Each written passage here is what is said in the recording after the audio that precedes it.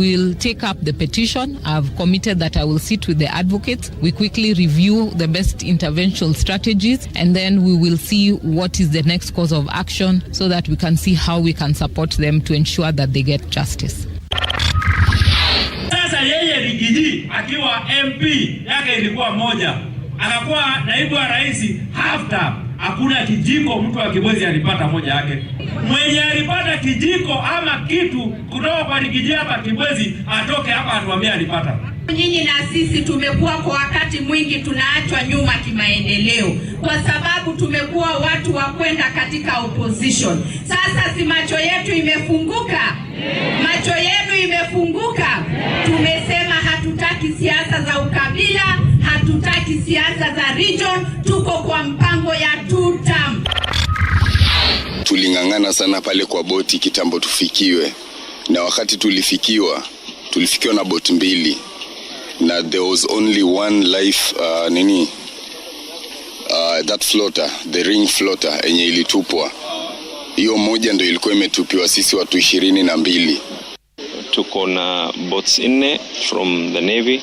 We have a boat from the Kenya Coast Guard. We have a boat from Kenya Maritime Authority. We have Kenya Forestry Services, Kenya Wildlife Services, and equally the county government of Mombasa. So tunawaambia wa stamili wapatie ile teams zinafanya kazi nafasi ya kufanya kazi, uweze kutafuta hizo mwili tuweze kuzitoa kwa bahari. Na kasia zimekuwa kwa boat all along.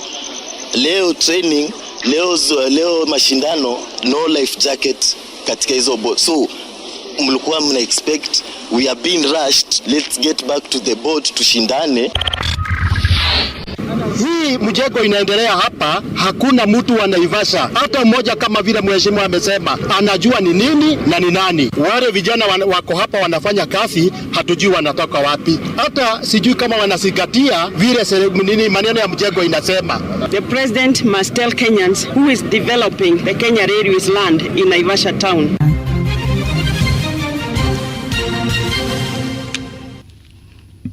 Yes, you know, here in Kenya we say mambo ni mengi. Masaa kidogo ndo huwa ni machache. So a lot has really been happening like you've heard. Apparently, as we start, there is a boat that capsized in Chuda. That was it yesterday? Yes. Yesterday, apparently there was an event that was happening there, and a boat capsized, and so far I think we've lost 2 people so far. Out of the 3 that were missing, they have seen that 2 were not, 2 lost their lives. So it's quite unfortunate. So tunaomboleza pamoja na wao, tunawaambia pole kwa familia, tunawaambia poleni sana, and RIP to them that lost their lives, and also every other person who lost their life, especially kupitia kwa accidents in our roads and so forth. So I'm going to start with the issue of the issue of voter registration. It is a drive that has been started. Apparently, we have been saying that the youths forms a bigger percentage of the population that votes in our country, and apparently they do not vote. Reasons being, some of them just decide not to vote. Others, they say with time, they say they don't see any need of voting. Others have not taken their voters' cards. They've not registered to be voters, but they have already attained the age of voting. So a drive was started last week, but one, so that we register people for voting, because we have the by-elections coming next month, and also we have the 2027 elections that we are expecting to take place. So the registration, of course, is targeting 6 million. Like we are targeting 6 million Kenyans, and it's so unfortunate that the numbers that we are witnessing, the young people who are going on to vote, it's quite lean. Wachache sana wanaenda kuregister, and that is the reason why tonight we have some student representatives watakuwa wanatuelezea, because we expect that age, the age of new voter people to register for voting, a majority of them wako colleges. Wamemaliza secondary school, they just attained 18 years, wengine wako 19, 20, that population is in the colleges, is in the universities, and that is why we expect a bigger number of these people should be from the universities, and that is why we expect that they needed to go and register for voting. But the numbers are quite low.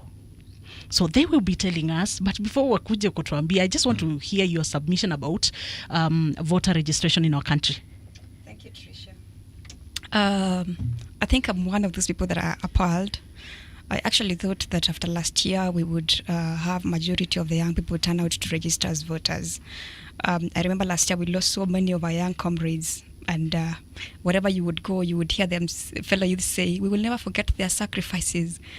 The sacrifices of our young people that who died from this struggle, we'll never forget it. But I think I'm appalled when I look at the registration process and the numbers, because right now, from the press statement yesterday by the IEBC, only 20,000 people have voted. With some counties such as Nyamira just registering, is it 30 or what numbers? That's quite low.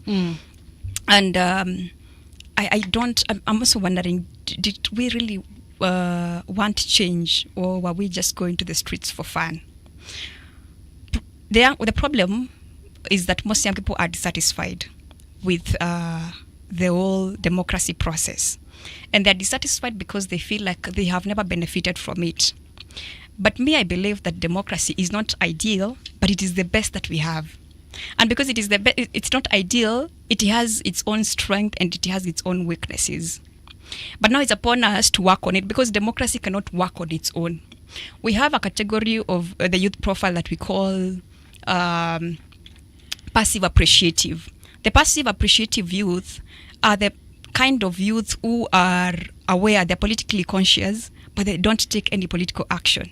They appreciate democracy, they talk about it. I mean, it's because nowadays it's very easy to find political information thanks to social media. When I just go to my status, my WhatsApp, I come across political information. Yes. So I get politically conscious. I am aware. But now we have not seen that political consciousness translate into political action, because people feel dissatisfied. They say that, democracy just favors a certain cocoon of people, which is they're right. But also, we don't have any other way that we can be able to bring in and remove leaders as it stands. The only thing that we can do is take our votes and go vote for new leaders. That's the only tool. It's true that we have the vote as Kenyan people, and sometimes it becomes hard for that vote to translate to power. We have the ballot, and it becomes, because the political decisions are made actually in boardrooms. We've seen it from what happened with Gideon Moe and President Ruto. True. Yes. So it's okay to be dissatisfied, and I feel their pain. But right now we don't have any other choice. Secondly, I blame the low numbers. I blame the IEBC. Why? The IEBC is mandated to facilitate registration of voters in a generational, accommodative manner. So you look at the young people that are coming in, the new voters that you're expecting, and you find that these are Gen Zs. These are not people that are going to read press statements, are not people that are going to look at CGU. They are going to the wall to look at where can I find where I'm going to register and all those things. These are people that you find them on social media. Look at how they went to the streets last year to demonstrate. It was organized solely on social media. Yes. If the IEBC really wants to create awareness, one of the things that they need to use is social media. Have even political influencers, young political influencers, make noise about it on TikTok, make noise about it on X. I mean, it's your mandate to ensure that these people are included. Employ whichever means. You cannot go and put your stand at a place that is sparsely populated and you expect the Gen Zs to be coming. I mean, you'll find them at clubs, you'll find them at malls, you'll find them at schools. That is where you need to be positioning yourselves. Well, I think now as a country, we also need to strike a balance in terms of because I remember sometimes last year, but when the youths were saying that they need to come to where we are. Yes. Where they are on TikTok, they are on social media. And now we also have a generation here, we also have a country systems that are not that much digital like the young people are. So I don't know where we are going to put the balance to ensure that, because I'm just imagining IEBC on TikTok. Somehow, because some of these platforms they don't seem so official. They don't seem like serious. let me use serious in quotes. They don't look so serious. So I'm just imagining IEBC on TikTok calling people to come and register. I don't know. I mean, I don't see any problem with that because let me tell you, nowadays when I go to TikTok, I actually find most of the corporates and our people are actually there. You'll find them. Like today, I was watching a TikTok on a certain corporate company whereby they were doing kind of play, and what they were asking is, how well does our CEO know our worker? You know, like it was just a game, but with that it brought me attention. I was like, oh, okay, which one is this now? You know, it's like I was drawn to it. Now IEBC doesn't have to be dancing on TikTok, doing all those things, but IEBC can get people that can be able to actually make it, you know, in quasi-official way. In a way that is not too official, but in a way that is not also too random and arbitrary, you know, something like that. That's what I mean. I think that's allowed. I think it's allowed, Tricia. Yes. Okay. You also, before we come to you also have mentioned the use of influencers. The other day I saw Eric Omondi. Is one of the most famous influencers that we know, comedians and so forth. We saw him in that drive in some university. That is on last week. Yes. In Pwani University, Mombasa. Yeah, calling on. And actually he said that this drive is going countrywide. He shall visit every other place. Do you think that the government like walichagua tu, like it's like wamechagua mtu mmoja, yet they needed to look at other people? Well, I'll take you to what happened also last week, the Kaluma boy. Yes. There's something that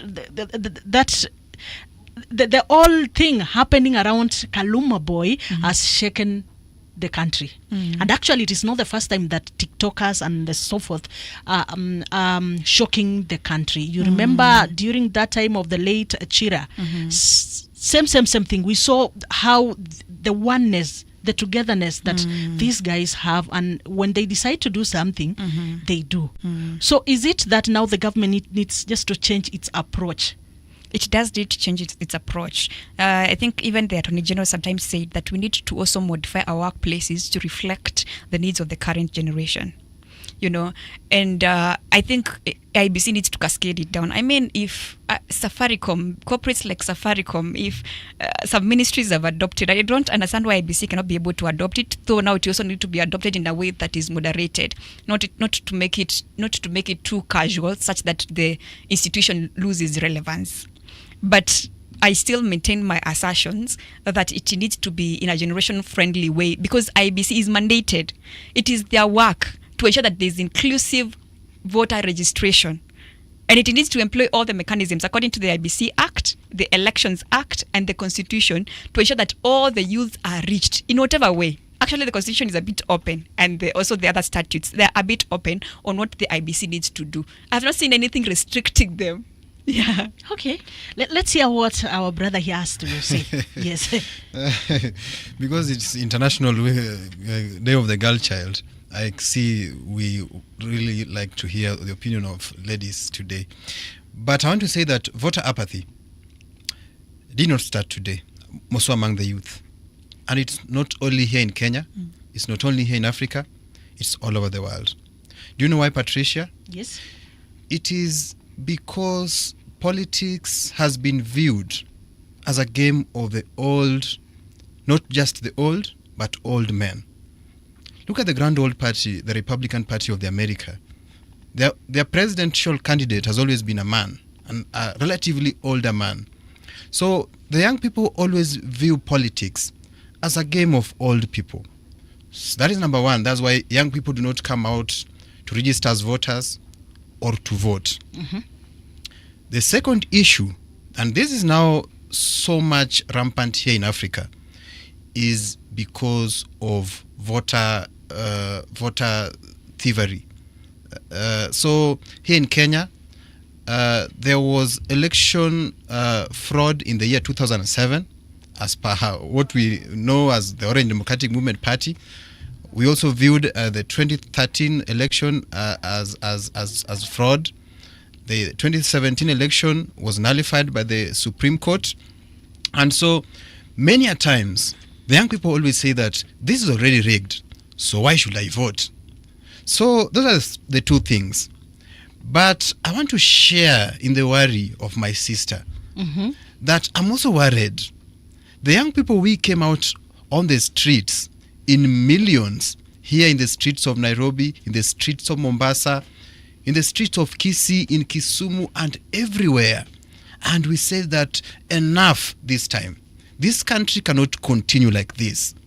But now it's time for us to get out and register to vote, and then the numbers are so low. Low is even an understatement.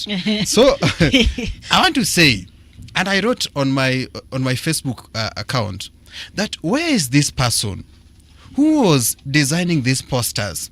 Occupy State House, Occupy Parliament, Occupy churches. Where is he today? Why can't he say Occupy or she? I don't know if he was a she or a he. Why can't he or she today say Occupy registration booths, Occupy registration centers? Where is he or where is she?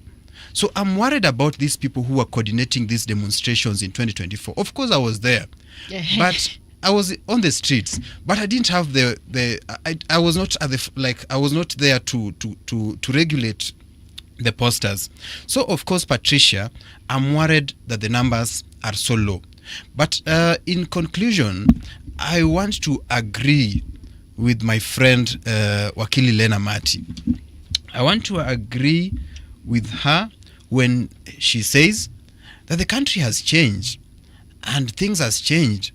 Why is it that IEBC cannot come up with modern means of getting the young people to register as voters?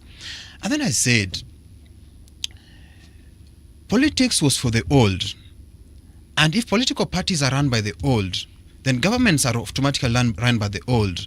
Then they're running them with the old ideas. Why is it that they cannot bring in new young people who can come up with ideas on how to run this voter registration issue?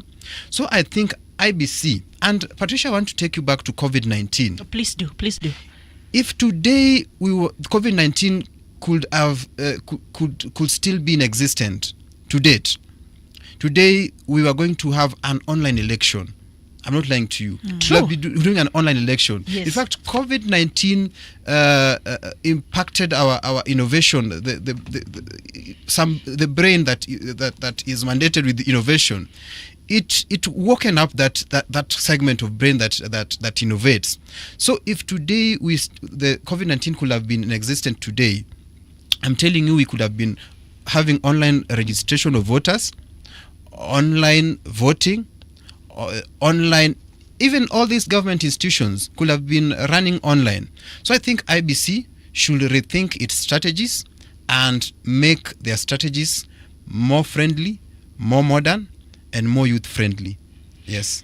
You know, you have just reminded me, like, COVID-19 made us realize that there are so many things that we can even we can do. We can even work from home. Yes. And actually, as a result of COVID-19, we have seen even organizations coming up with different ways of people working from home. Yes.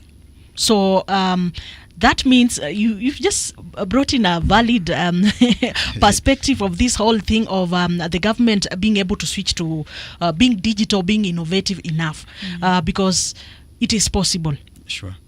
If people who thought, like, if I'm working as an admin in a certain office, I must be in the office for operations to move on. But nowadays, you can just organize everything. Sure. Na uko kwenye uko, and everything goes on well. Operations zinaendelea vizuri, si lazima ukue pale. Yes. So I think the government now has a challenge. Sure. It has a challenge. Yes. In as much as tunataka kusema kwamba kuna levels hatujafikia, the government has a challenge. IEBC, wherever you are. You see, Patricia, IEBC has a budget for this. So I'm worried why they're not doing a lot of like civic education. Like, even you ask a young person randomly in the streets that, have you registered? They even ask you where is that registration center? They don't even know where these registration centers are. And that's why the IEBC has not done a lot of good work advertising these issues and giving a lot of education around this. Okay, let's not finish just everything because they will be coming here. They will be telling us where their problem is. Tutawapatia nafasi watuambie shida yao ni nini and maybe what they are planning to do because we can't do this. I also wanted to lay a blame on another category. Yes. And this category is the political parties. If the elections were to be held tomorrow, political parties would put a very big budget for mobilization, first for mobilizers, yes, and then for voters, so that they make sure that they wake up very early in the morning and they don't lack the fare to go to vote. But now, the same is not being done right now when it's actually necessary. We've not had political parties do any kind of mobilization for young people to go and vote. They're just out there shouting on their Prados and Land Rovers and saying that, young people, you need to go and vote. But they're actually not doing anything to facilitate the registration of these young people that they're referring to. So I'm laying a blame, and I think this is a wake-up call to actually even the youth leagues. The youth leagues need to do something to push their respective political parties to ensure that the young people go and vote. Like, they also need to assess, why are they not going to vote? Could it be because of challenges that that can be solved? Could it be disinterest? How can they be able to also reach out? Because this is now where the political parties really come in more, because they have the grassroots attachment to people at the grassroots level. Yes. Okay, let's talk about what happened last week. Okay, mgomo. Yes. Mgomo ya university lecturers. This is something that is really affecting education in our country and affecting so many students. When we are talking of the protest, this is walimu, the dons. Yes. Okay, people just look, maybe they may just be seeing the dons not going to class, but I feel there's something they are not looking into, actually the impact, and especially to the students. Yes. Because here we have some students who work on tight budgets. Sure. Like, I had somebody complaining, saying that I've been, ile pesa nilipewa ya help. A comrade saying, ile pesa nilipewa ya help, nishamaliza. Because of these strikes, and especially for some universities like Moi University, we have seen every now and then mgomo. So napata kwamba mwanafunzi amekuwa katika kile chuo. For more, they were supposed to finish their schooling in 4 years, na mtu ako pale the 7th year. Bado wako shule. So you can imagine, and I know there are limits in terms of getting help.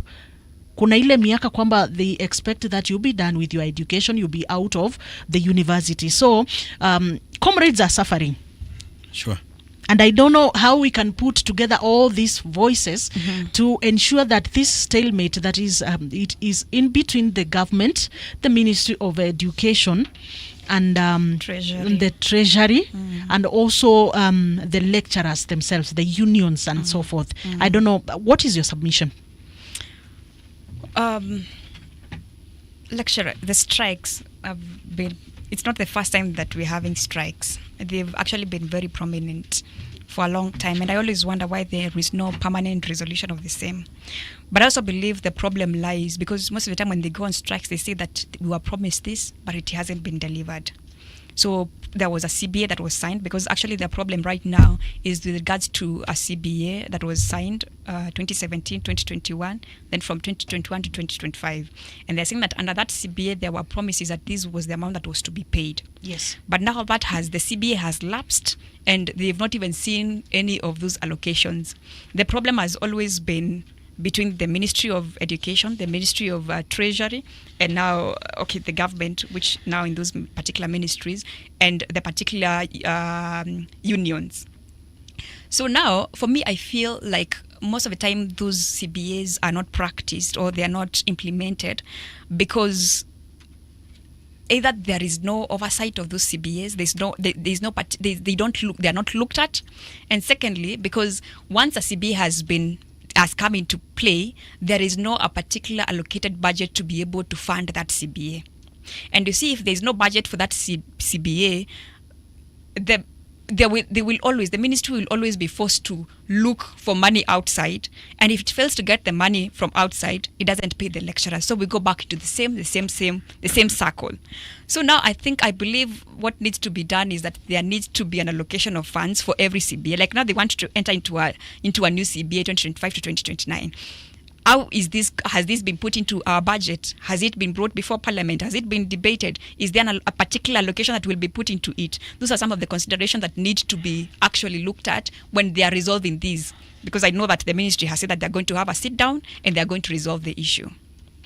Okay, let's hear what Lioch has to say.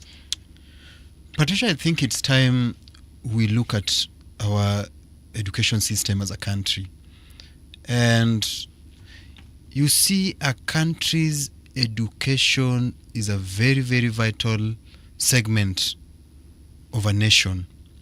And I think it's also time we reflect on how university can fund themselves, or can look into several ways of how they can get funds as universities. Can they get their own investors? Can they run their own businesses? Can they run their own research institutions and build their own industries and then fund themselves? Because when President Ruto came into office, he came up with something called the new funding model. And this new funding model, he told us that universities are going bankrupt or in debt and blah, blah, blah. And this new funding model is going to give us funds into the university. To date, I think 2 years down the line since the new funding model, they still cannot fund the lecturers. Patricia, we need to take education seriously as a country, because education is an equalizer. So I think this is on the government. That one I cannot lie. Because then you infected the new funding model.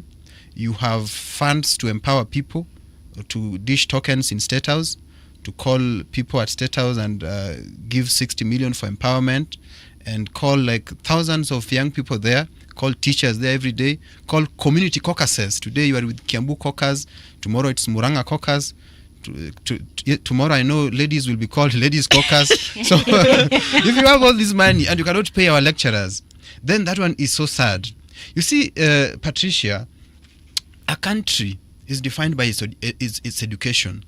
Because we get good farmers from our universities, we get to train teachers there, we get to train political leaders there, policy analysts, we got to train them there, lawyers, everyone. So if our education is being run down, then we must be careful as a country. So I think it's very wrong. The Ministry of Education and the Ministry of Economic Planning should come in so fast, and the government, the President Ruto, should come in so fast.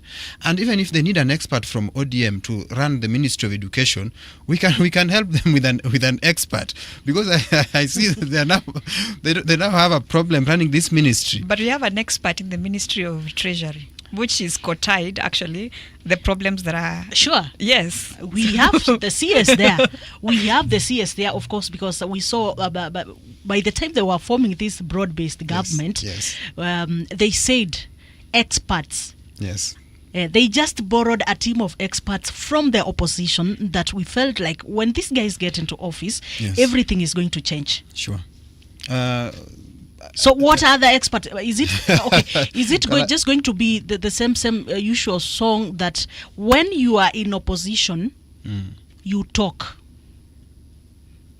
but when you get into the government, you go and realize maybe things are not the way the opposition sees things. Is it that the opposition sees things, ama sisi wenye tuko hapa nje ya serikali tunaona vitu kwa mtazamo tofauti na vitu kwa grao kumbe ni tofauti sana? Yes.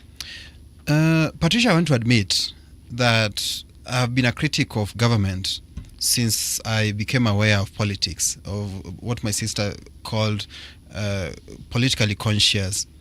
But I also want to admit that since ODM got into an arrangement with the UDA party, there have been some changes. Of course, not a bigger percentage of change, but there have been some changes. If you look at what the Gen Zs went onto the street for. It was about the finance bill. This year, I think the expert we gave to the government tried to make some corrections, 1 and 2. But of course, I think it's still big on the Ministry of Education, this issue of lecturer strike.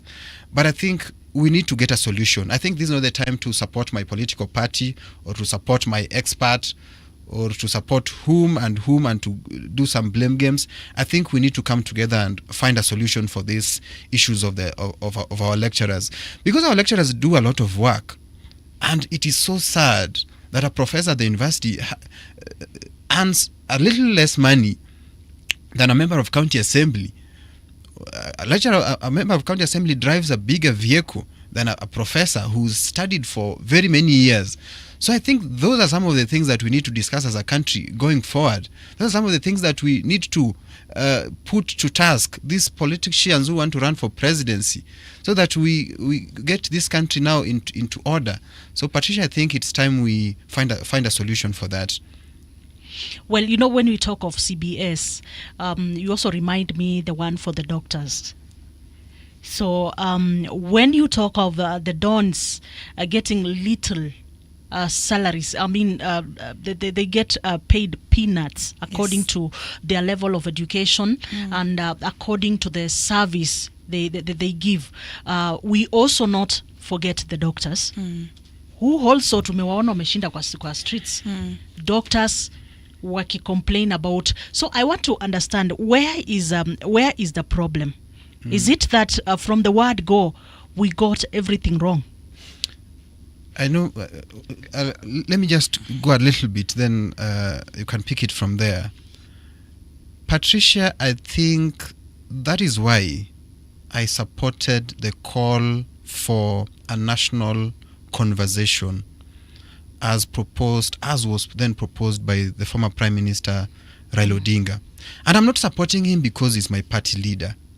I supported the call for a national dialogue because there are so many things that are not on the track today or currently as a country. And Patricia, I want to admit that all these issues are not only on the head of Ruto. Some are on the head of who crafted our constitution in 1963. Some are on the head of the opposition leaders. Some are on the head of President Ruto. Some are on the head of the President Uhuru Muigai Kenyatta, or former President Uhuru Muigai Kenyatta. Some are on the head of President Moi. So we need to come together as a country, all experts in the media, in the academia, in the agriculture, and then come together and list all our problems as a country. Say this is the problem in the farming sector. This is the problem in the education sector. This is the problem in the medical sector. And now these are our proposed solutions in terms of slums, in terms of digital medias. These are our proposed solutions in terms of elections. These are proposed solutions in terms of police reforms. These are our proposed solutions in terms of 47 counties. There are now many. They are not sustainable. We need to reduce them. These are our proposed solutions in terms of the future of this country. And then come up with one plan, big plan on all these sectors. These are our plans on the issues of gender-based violence. So Patricia, I'm saying, after we've come up with this plan, let us now make a declaration as a country that now going forward, we have been out of the trail, out of the railway track for like the last 30 years. Now with this plan, if implemented fully, we will be back on track. Then let us start from there. That is what I'm feeling. And if the Gen Z say that we don't want President Ruto, is also in that plan, we will tell Ruto that, Ruto, we don't want you. We need to get someone else to replace you and drive this 2025 Gen Z plan forward. And then we must come up with a proposal that is good. You know, some Gen Zs, and I always say that I don't look Gen Z, but I'm one of them. But some Gen Zs don't have the alternatives. You ask them, okay, you want to remove Ruto from office, who do you want to replace him with? They will tell you, even if you give us a sheep, We will vote. Even if you give us a dog, we will vote for that dog.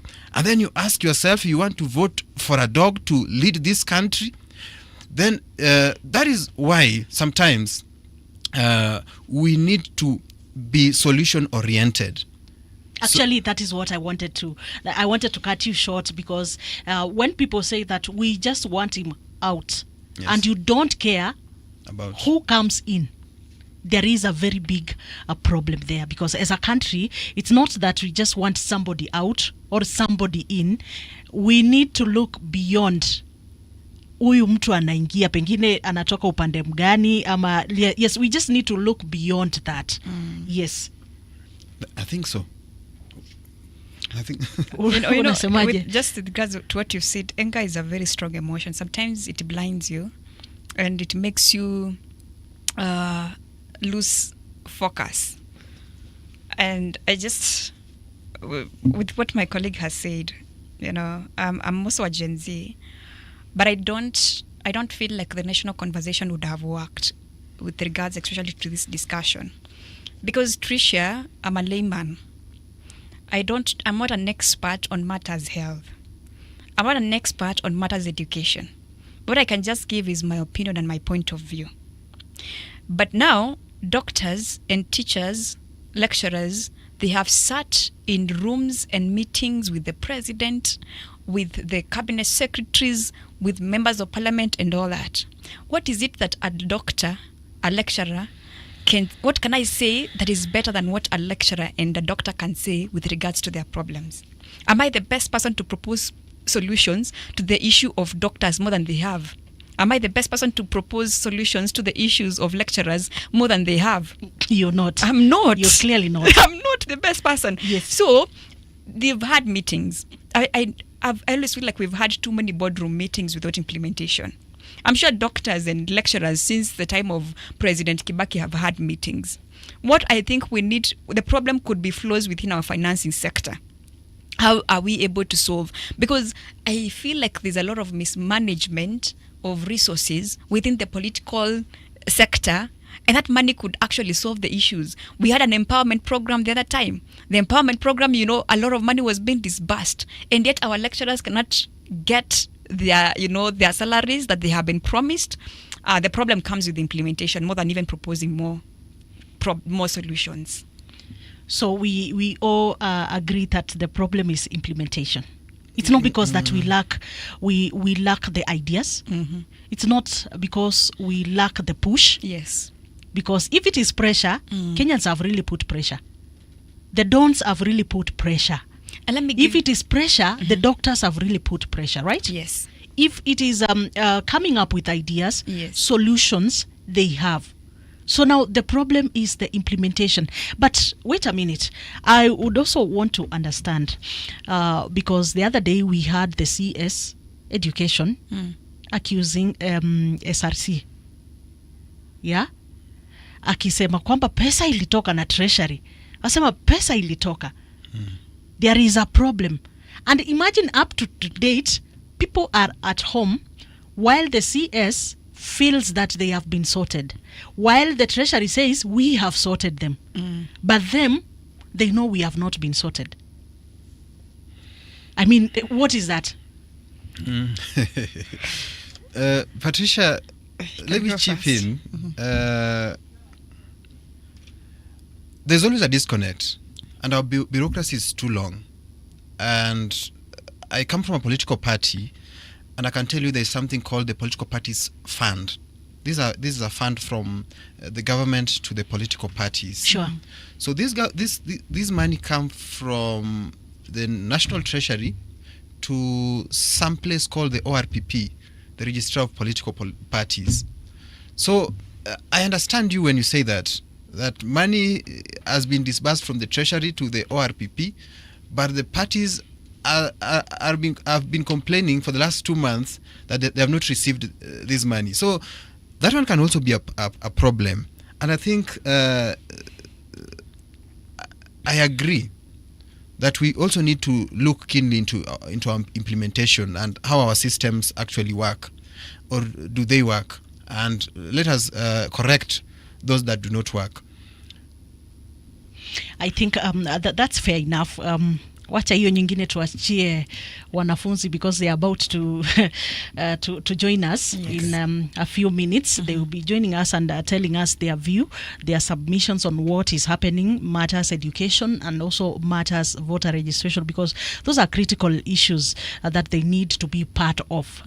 Yeah, they are crucial discussions and that they need conversations that they need to be part. We also want to hear what their submissions are. They've also said that they're also going to the streets to join their lecturers, which is a good thing. Oh, yes. Yeah. Actually, they said so. It's only that I need to sort out my computer. I have those stories. We also need to look at them to scare. Wakisema kwamba they will be joining the dons on the streets because they feel like this is too much. Yes. Yeah, they feel like this is too much. Like we have a lot lined up for you, dear listener. So you need not to go far. Mambo ni mengi sana hapa. Tutakuwa pia tunafungulia simu zetu.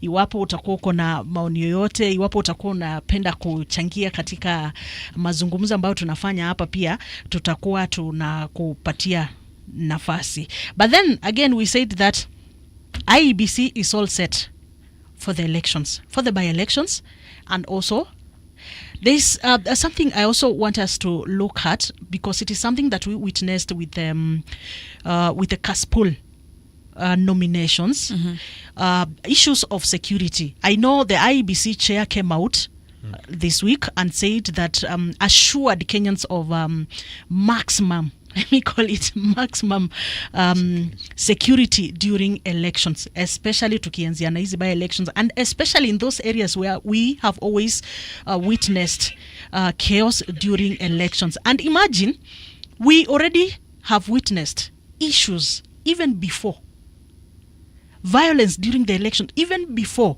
hata the by elections zenyewe zifike. So it's also another challenge to IEBC. I mean, even to the Interior Cabinet Secretary.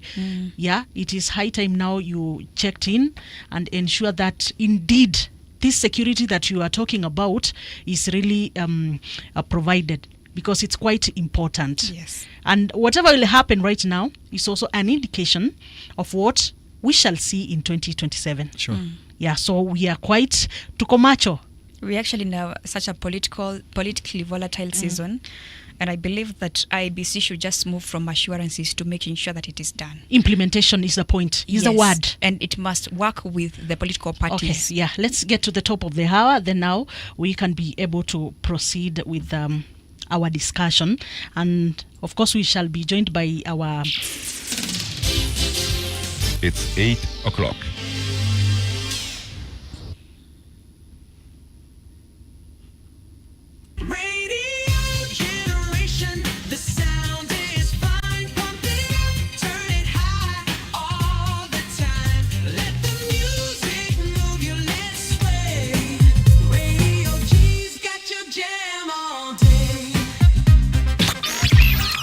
Radio Generation, the home of urban soul.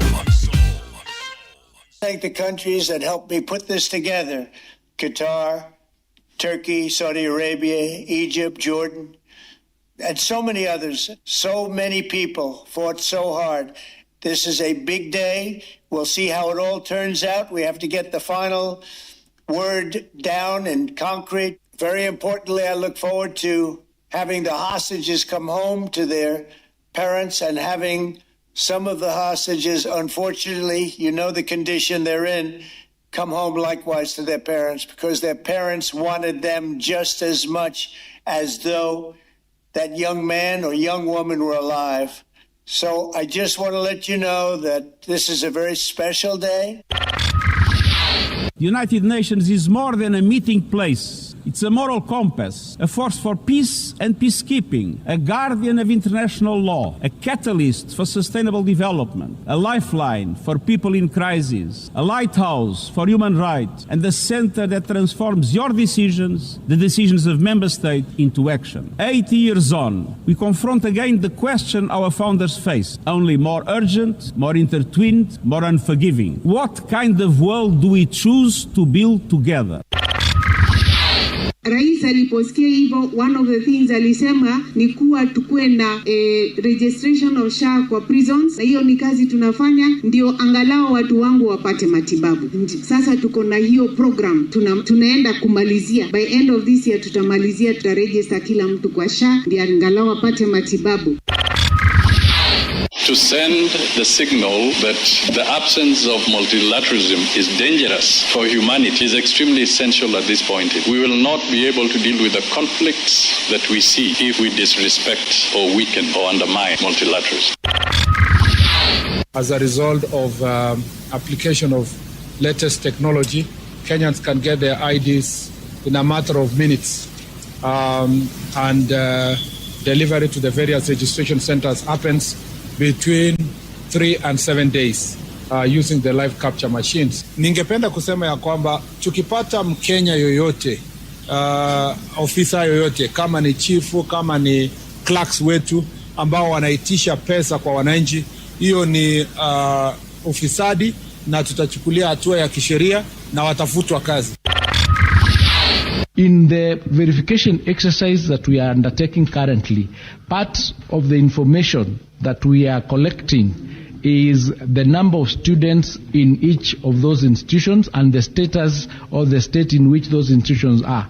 This is the information that now will be able to give us data to enable the government make a policy on whether some of those schools have got any basis to remain registered, whether we will move some of those students from one school to another, so that we can have institutions that are optimal in terms of having the right number of teachers and the right number of... We introduced personalization of the KCSE candidate question papers. This process will continue this year because through this process, as examiners are marking the candidates' scripts, they don't have access to the name of the candidate, they don't even have access to the index number of the candidate, and therefore the bias is completely eliminated. Hata wale ambao wanajaribu mambo mengine kuuza kampuni za serikali. We want any possible investor. You cannot benefit from a state-captured parliament and then buy cheaply public property, some of it in critical infrastructure. Kuna pale mifeli upande mwingine. Unapata governor anaitwa kwa Senate, but wanaenda kubrush off vitu zingine, wanafika pale kama wanaenda kupiga story na yeye. Wanapiga story long nation na mwachilia rudi nyumbani. Tarajio yangu kwamba center inakuja county ya Busia, ni unajua tunaambiwa kwamba kazi ya Senate ni kufanya oversight. Na hizi kesi ambazo zimekuwa hapa Busia county walishika labda wafanyakazi wa county wa 6 kwamba allegation kwamba walikuwa wamepora pesa za county. So kitu kwa Senate pia make sure kwamba waangalie kwa hizo pesa allegation kama ni ukweli kwamba wao waliiba pesa ya county, wa make sure wafuatiliwa na hizo pesa zirudishwe na wananchi wapate services ambazo inatakikana. Ningependa kuongea na Senate wanapotutembelea Busia border ya kuwa hapa matarajio yetu kama clearing and forwarding tupo na very squeezed parking space. When we expand our territory, when we expand our parking yard, inamaanisha we shall be accommodating more vehicles. If we accommodate incoming more vehicles, inamaanisha we shall also be accommodating enough revenue to our country. The current status of tourism sector in Kenya and how recent trends in tourist arrivals compare between domestic and international visitors. The parameters highlighted below demonstrate a good performance of the sector in 2024 as compared with 2023 figures. In terms of international arrivals, Honorable Speaker, Kenya welcomed approximately 2.4 million international tourists in 2024.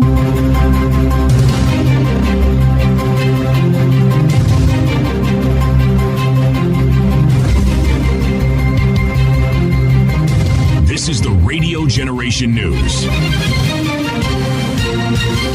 Kenya is assuming the chairmanship of our organization, COMESA. This is not a light responsibility. Kenya will leverage This role to champion a new era of regional integration that uses digitalization to deepen value chains for sustainable and inclusive growth to actualize the theme of this forum. This theme resonates powerfully with Kenya's aspiration for radical national transformation, primarily focused on boosting intra-regional trade and economic integration within COMESA member states.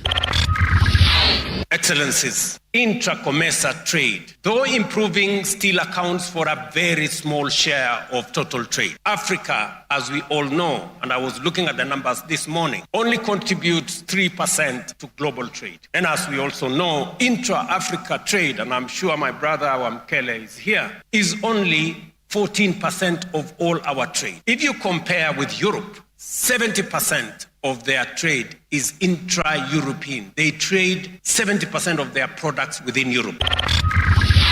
Na hizo ndawa, kila ndawa ikipatiwa usajili inapatiwa nambari yake, na pale chini ya jina ya kuuza utapata nambari hapo, PCPB capital letters CR in brackets na namba pale. Hiyo ni alama kubwa ambayo inaelezea mtu yule anayetumia ndawa kwamba hii ndawa imeruhusiwa hapa Kenya. We are going to summon the in charge of Kenya, because this we cannot agree on this issue, because this road was supposed to be completed, I think 2 years back or 3 years back, so 4 years back, and we don't know what is the reason. So we as a committee, we are going to summon them, and even the Minister for Transport, they're going to summon to make sure that this road is completed in exactly time. Takaa chini tena, hata kama kwenda kuzungumza na Prime Cabinet Secretary ambaye ndio in charge of mambo foreign affairs, Mheshimiwa Musalia Mudavadi, akae chini na hawa counterpart wa Uganda waweze kurekebisha hii shida ni nini. Tafadhali ninawaomba ndugu zangu na dada, chukueni kura, go and register to vote. Na sasa hawa vijana mko hapo viongozi, vile tunazungumza, kwa sababu wakati huu ni wakati wa vijana, lazima tutafute namna ya kupangana ili tuchukue kura. Na sasa tukipangana namna hii tutakuwa pamoja, kwa sababu tunajua wananchi wa Kenya vile mmesema nyinyi wenyewe na vile hawa viongozi wamesema, wanataka tafadhali sisi sote tuwe pamoja. Na ninawahakikishia, sababu nimezungumza na wengi wenzangu katika upinzani, tunazungumza kila wakati, tutakuwa pamoja. Our responsibility is to serve these people, tutumikia hawa watu. We can sing songs and all those things for hours on end, but if these people are not feeling and receiving the services we are supposed to give them, we have not succeeded. Hii urais hatuwezi shinda kama hatutachukua kura. The Law Society will continue to do our best to uphold the rule of law and support members of the public, and we'll take up the petition. I've committed that I will sit with the advocates. We quickly review the best intervention strategies, and then we will see what is the next course of action so that we can see how we can support them to ensure that they get justice. Sasa yeye Rigiji akiwa MP yake ilikuwa moja, akakuwa naibu wa rais half term. Hakuna kijiko mtu wa Kibwezi alipata moja yake. Mwenye alipata kijiko ama kitu kutoka kwa Rigiji hapa Kibwezi atoke hapa atuambie alipata. Nyinyi na sisi tumekuwa kwa wakati mwingi tunaachwa nyuma kimaendeleo kwa sababu tumekuwa watu wa kwenda katika opposition. Sasa si macho yetu imefunguka? Macho yenu imefunguka? Tumesema hatutaki siasa za ukabila, hatutaki siasa za region, tuko kwa mpango ya 2 term.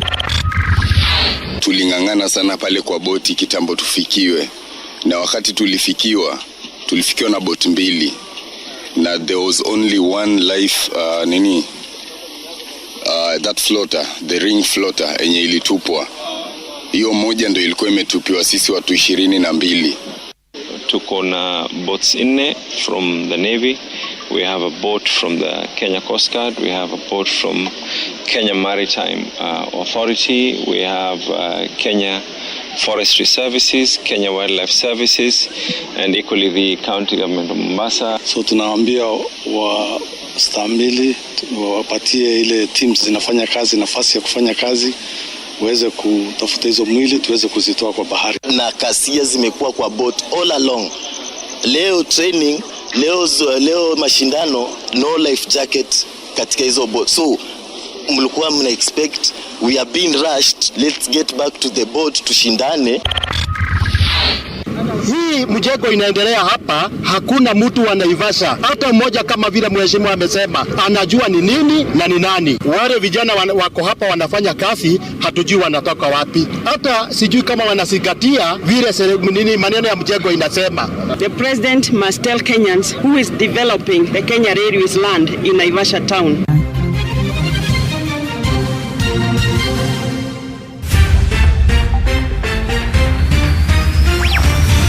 This week, power was tested in the corridors of leadership. Economies shook under pressure, and the voices of ordinary citizens demanded to be heard. From breaking decisions in high office to protests in the streets, from moments of triumph to tragedies that stopped us in our tracks. These are the headlines that shaped our week. And beyond the noise, we search for what really matters: the connections, the context, the stories behind the stories. Introducing Patricia Wayoa, and this is your weekly news roundup on Radio Generation, where every headline has a heartbeat and every moment counts. And yes, we are right back. This is the Generation Report here on Radio Generation 88.8 here in Nairobi, 90.7 kule Mombasa, kule Pwani. And of course, if you want to listen to us from our social media platforms, it's Radio Gen KE. That is on X. Ukienda kule hivi utatupata. Ukienda kule kwenye Facebook, ukienda kwenye Instagram, it's Radio Gen KE. Utakuwa unatupata kule. If you want to tune in on our digital platform there, that is our online, that is rgk.co.ke. Kiingia kule pia unaingia kwenye website yetu pale unapata more of these news stories that we are discussing here, ziko pale mingi. So if you want to get anything that you feel like you missed after this show, you can get onto our website. Pale utakuwa unapata everything.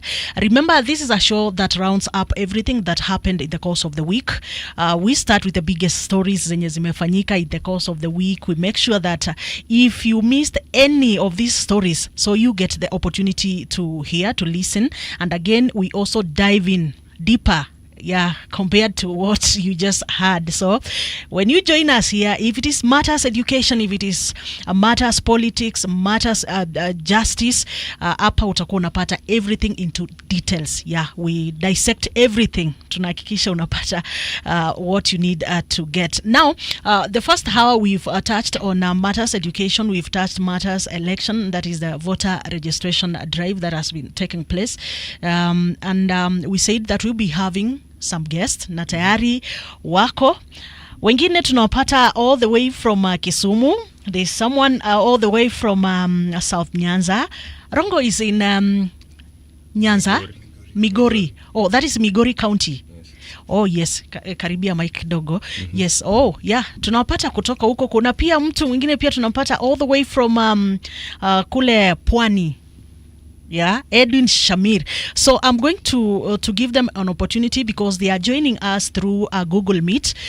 Tunafanya mkutano nao wakiwa mbali because we really want to hear what the students there, what are the voices of the students there. Matters voter registration, matters the strike which is happening, and maybe other few things. So I'm going to give them each one of them 2 minutes, and we're going to start with the one who is in studio.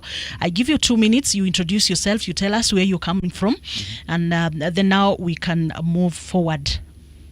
My name is Ongoya Fidel Castro. I'm a law student at the University of Nairobi, and apart from that, I'm also the Comrades President at Safina Party. Oh. So with that explained, it means that I'm a comrade of Enchanted Visiono. Wow. And an embodiment of a kind consistency in matters that affect youth, either in school or in politics. So I really want to thank you for giving us this opportunity to engage and dissect the issues that affect our nation. That's awesome. I hear comrades ooze wisdom. So you dispense them. You dispense wisdom carelessly. So we are expecting that. We are expecting that carelessly. Pia sisi tutakuwa tunapokea that wisdom from their comrades. So I want to get to the people on the Google Meet, and I don't know whether they can hear us. Edwin Shamir.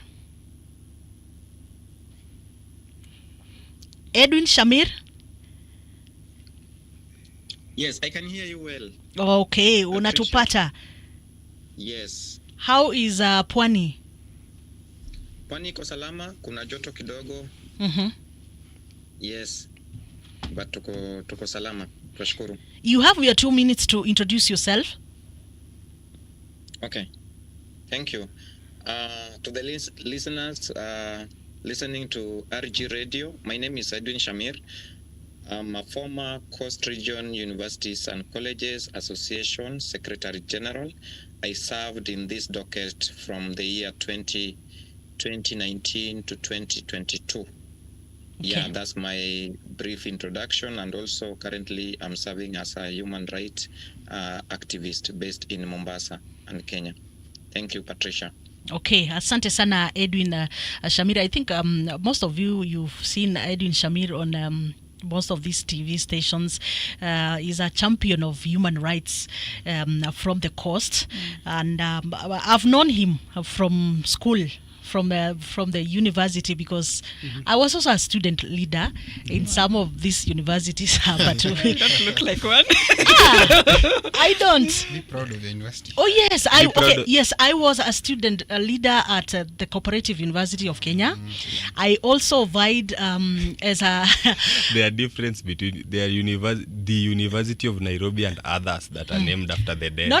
This one is the Cooperative University of Kenya, because it is only one, a cooperative university. It is only one here in the country. So I'm a proud student from a cooperative. I'm also a proud student of KCA University. There I did not get the opportunity to lead the students, but I tried. Yes, I was vying as is it wanaitwa nani, treasurer ama wanaichonga aje? Treasurers. Finance. Yeah, yes. Finance secretary. Yes, I was vying for that position. I didn't get. At the JKUAT, have been your intellectual capacity is above optimal. I've been the overall. Yes, I've been the overall class rep of our class. That is a master's class in some 2 years ago. Yes, so matters leadership in the universities, I understand. I understand the university politics and so forth. So that is where I got to know Edwin Shamir. That is at the Cooperative University of Kenya. So we are going to the next speaker, who is Rose Okeyo, all the way from Rongo University. Rose, you have your 2 minutes to introduce yourself. Hello, good evening everyone, good evening listeners.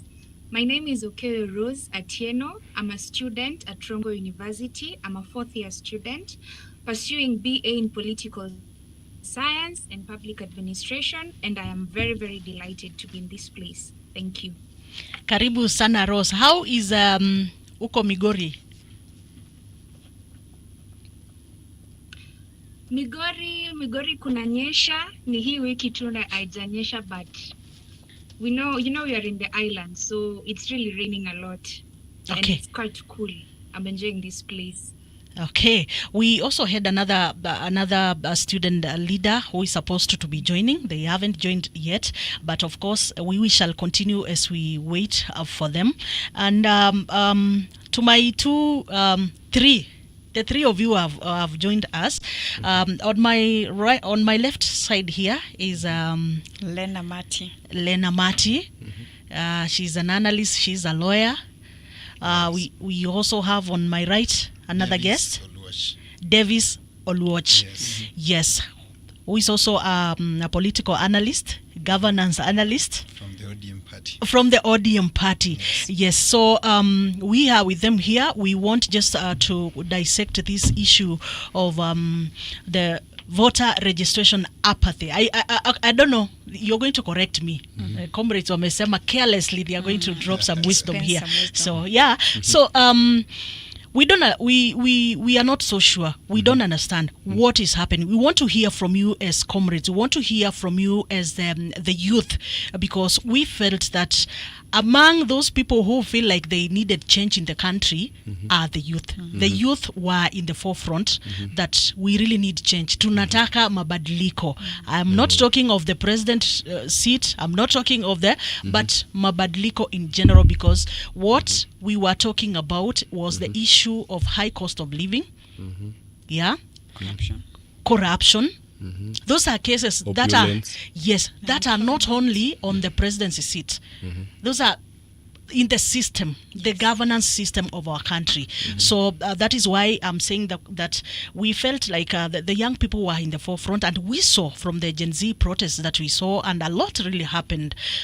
So we expected that you be in the front line in terms of registering, because we, according to the statistics that we have, we know the youth forms a bigger percentage of the population, especially the voting population in our country. 6.3 M. Yes, we have 6.3 M youths. So for them that are registered and do not vote, for them that are not yet registered, we were expecting that we want to see them coming out in large numbers and flocking those places like tunataka kura because tunataka mabadiliko. So that is the reason why we have you guys here. We want to understand, what is it? Is it that you guys are waiting to surprise us? Maybe later. Towards the end. Yeah, towards the end, because we know you guys are full of surprises, yeah? Yeah, so we want to understand, is it that you are waiting to surprise us, or what is not happening? I will start with you here. I don't think that there is a surprise. Only a naked man is caught surprised by the riverside. When we talk of apathy or delusionment, it simply comes out when we say that someone thinks that when they vote, their vote will not count. And it is spread across all 54 African states. So it is something that is usually here or there. So in terms of voter registration, let us understand that the IEBC is doing continuous. It is continuous, actually. Continuous voter registration. Yes. Yet, by the budgetary allocation that they have, it's supposed to be enhanced. So I'll explain to you what continuous and enhanced mean here. But when we talk of continuous, in Tharaka Nithi, for a whole month when they were doing continuous registration, they only registered 3 in a month. Now it's 27. It's more than 5 times what they registered. I'm not saying that 27 is a good number.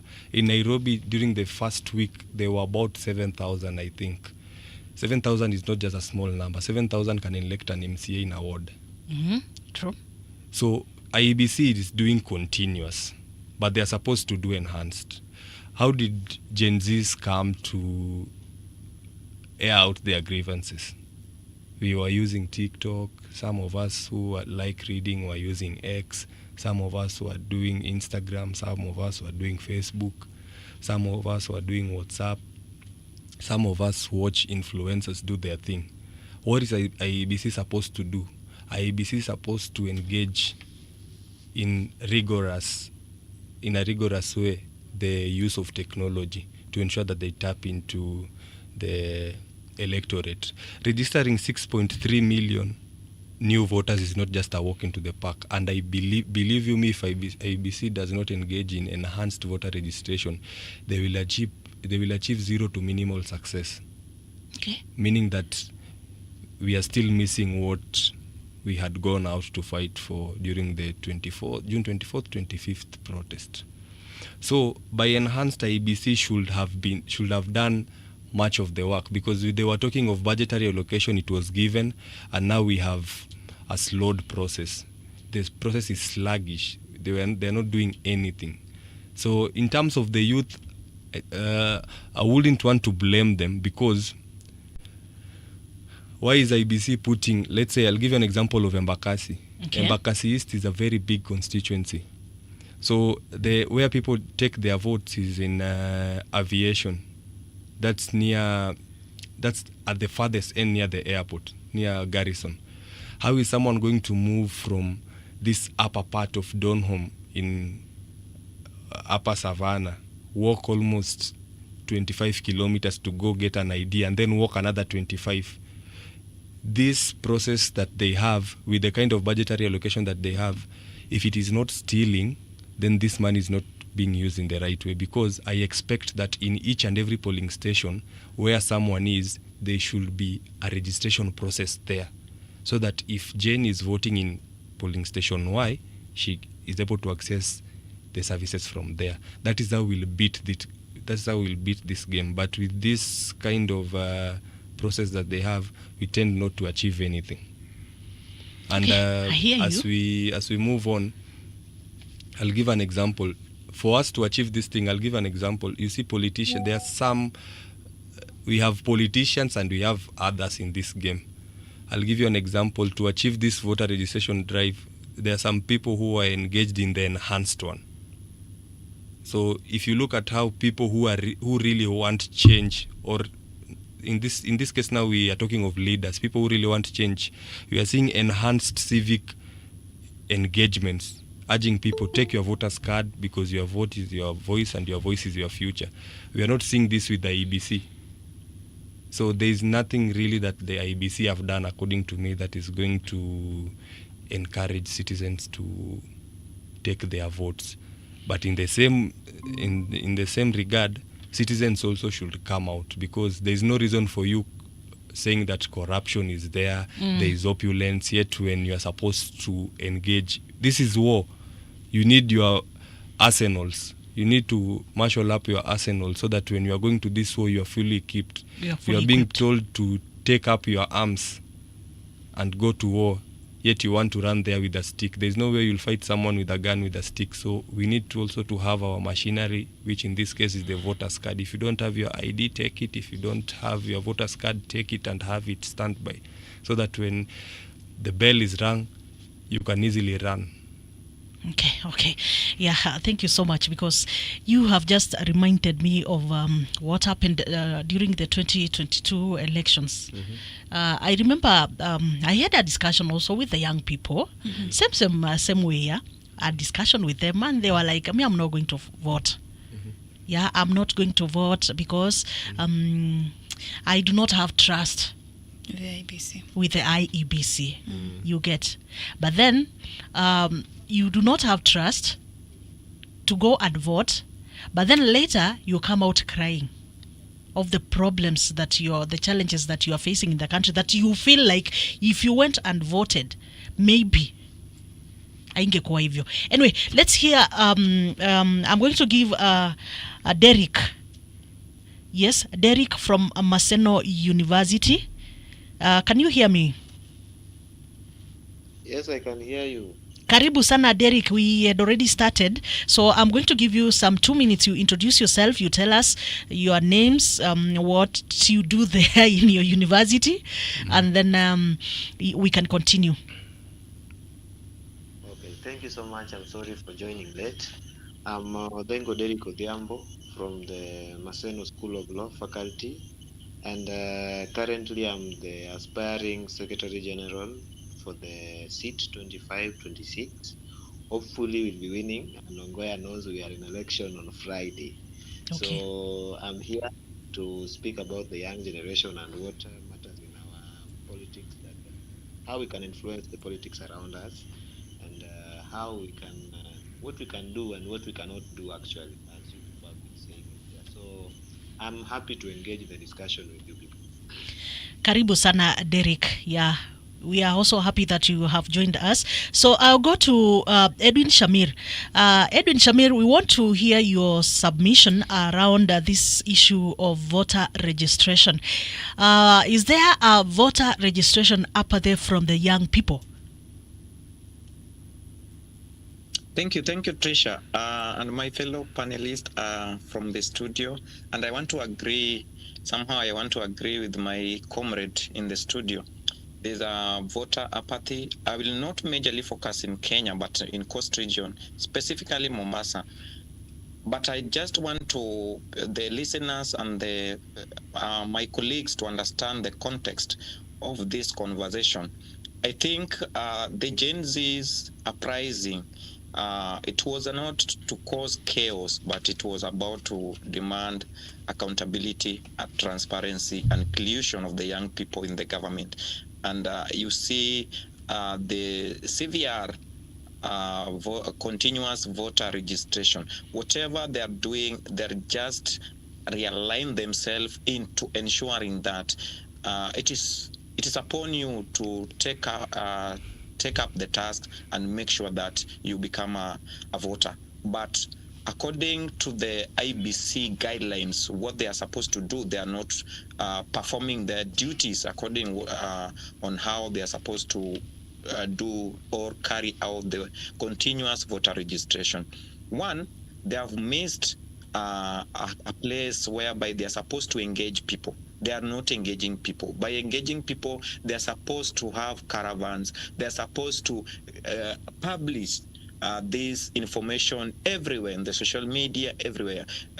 Right now, we are talking about the digital technology taking over from where we are in the past elections. So you have seen majority of people now taking over from the TikTok. So I would like to see IEBC engaging people through the TikTok, through the X, through the YouTube, everywhere, so that young people can get an opportunity to know where they're supposed to go and register. Secondly, we have had the government having this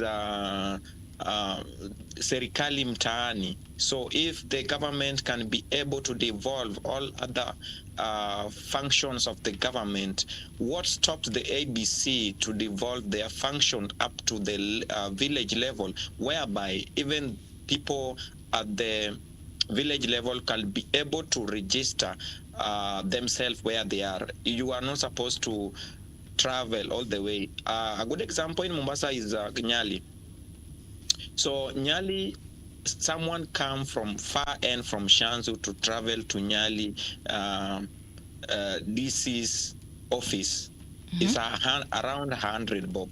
100 bob, that's 200 fro is 200 bob. So it's a burden to someone. So someone will just sit pretty and say, why is it that I'm going to use 200? And yes, maybe my colleague has said there that at the end of the day, my vote will not count. Number one. Number two, there's no one who have come and approached me with the agenda and the manifesto or the kind of leadership I want, who have convinced me. So why should I waste my 200 bob to go to all the way from Shanzu to the office of where the IEBC is registering people? Number three is about the youth themselves. You see, we were in the battlefield, and in the battlefield, there's different types of the people. So there are these youths which they were there, and in the reality, they don't understand the system of government, the structures of the government, how government is being formed, how government is supposed to perform its duties. So these are the people whom right now you can say that they will not take it from the bottom of their heart that it's upon me to register. They don't see a big deal for them to register. Then there are these kinds of the youths who are very bitter. They know what has been affecting this country: nepotism, tribalism, corruption, bad governance. Call them names. So these are the people who have been in the front line. They are leading even in the digital space to ensure that people are registering. So we cannot totally blame the youths, but we can also not totally blame the government, because I think government is doing their part, and I want to commend the president.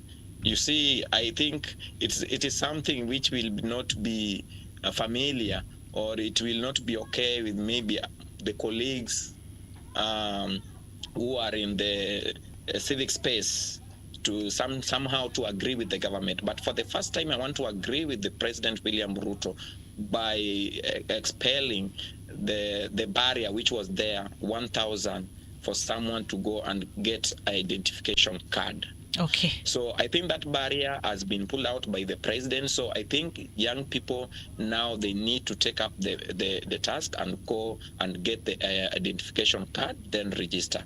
Second, finally, yes, you know, the issue is not just about registering. You see, we also have a barrier with the Department of I don't know, is Department of Immigration, which is responsible to produce these identification cards in good time. I will speak specifically for Mombasa. Last week I was in Huduma Center, Mombasa, and you find out some of the youths applied for the identification card, From last year up to now, they have not been given identification card. So it tells you that the issue is not even about the youths not registering, but the issue is also about the government delaying the youths who are registering to become the voters in the year 2027. I don't know it is by design or I don't know. Maybe my colleagues will be able to advise me on the further. Thank you. Thank you, Shamir. Unajua Shamir ametaja mambo na IDs, and I saw just the other day watu wanaambiwa waende wachukue IDs zao. Nimeona the other day, so maybe those youths ambao wako huko pwani pengine mtu hajaenda kuangalia, because there was an announcement that you go collect your IDs. So let them go and recheck. So now I'm going to this one lady. Just 1 minute. I agree with you, but we have some special cases. As I speak, I have 3 of my colleagues whom I know by their names where they stay. One of them have even gone to ombudsman to inquire why he is not getting the ID. He applied from last year, September, up to date. He has not gotten the identification card. So this person is not a Kenyan. I don't know. Okay, submission received. Well, we're going to this one lady, Rose Okeyo, all the way from Migori County. We want to hear your submission, Rose Okeyo. Tumeuliza swali hapa. Is it that the youths have just decided to do some voter registration apathy? Ama what is the problem? Thank you so much, Patricia, for giving me this chance. I'm actually going to blame the youths, and I'm also going to put the blame on IEBC. So, Patricia, Article 38 gives every adult citizen, including young people, the constitutional power to shape leadership and public policy through voting. This means youth are not just spectators, they are equal stakeholders in determining Kenya's political future. So, Patricia, we have this theory in political science. I studied it back in second year. It is known as Michel's iron law of oligarchy. And it states that in every organization, no matter how democratic it may appear, power inevitably ends up concentrated in the hands of a few people. These are people who we call the elites. So in this particular case, the elites are the people who are actually right now in government. So part of the reason we are seeing low youth voter registration is that many Gen Zs feel that our political system is already trapped in what we called Robert Michel's iron law of oligarchy, the one that I've just explained. And they believe that no matter who they vote for, power will always rotate among the same elites, just with different faces and party colors. We also have this scholar known as Vilfredo Parito. He's a sociologist and also an Italian. He's Italian. And he says that history is a graveyard of meritocracy. So throughout history, many powerful elites have risen and ruled and eventually fallen, only to be replaced by new ones. This means that elites will always come and will always go. So part of this voter apathy is because even if I would vote, there will still be people who will be there and will always control this power. My second submission is on IEBC, on mobility and location barrier, whereby students and workers and migrants, they often live so far from the polling stations, and they cannot actually transfer their votes or register in these polling stations. What I really expect from IEBC, if they are really serious when it comes to 2027, what I expect is that they work in each and every institution offering civic education and urging the youths to register as voters. Thank you so much. Thank you, Rose. So we are going to Derek Odego from Maseno University. Derek, the mic is yours. Thank you. Okay, can you hear me? Yes, we can. Okay, so when sincerely speaking, at some point we can blame the youth, but at some point we just have to blame the system. Because if the system fails you once, twice, thrice, what business do you have to go to the system the fourth time? But at the end of the day, you have to realize that once you leave, you resist going back now to try again. Now there is no chance because when you try, there is a chance whether you're going to make it or you're going to fail. But if you don't try, the chance that you're going to make it doesn't exist. So voter apathy exists among the youth. That's something we're even seeing in our university right now.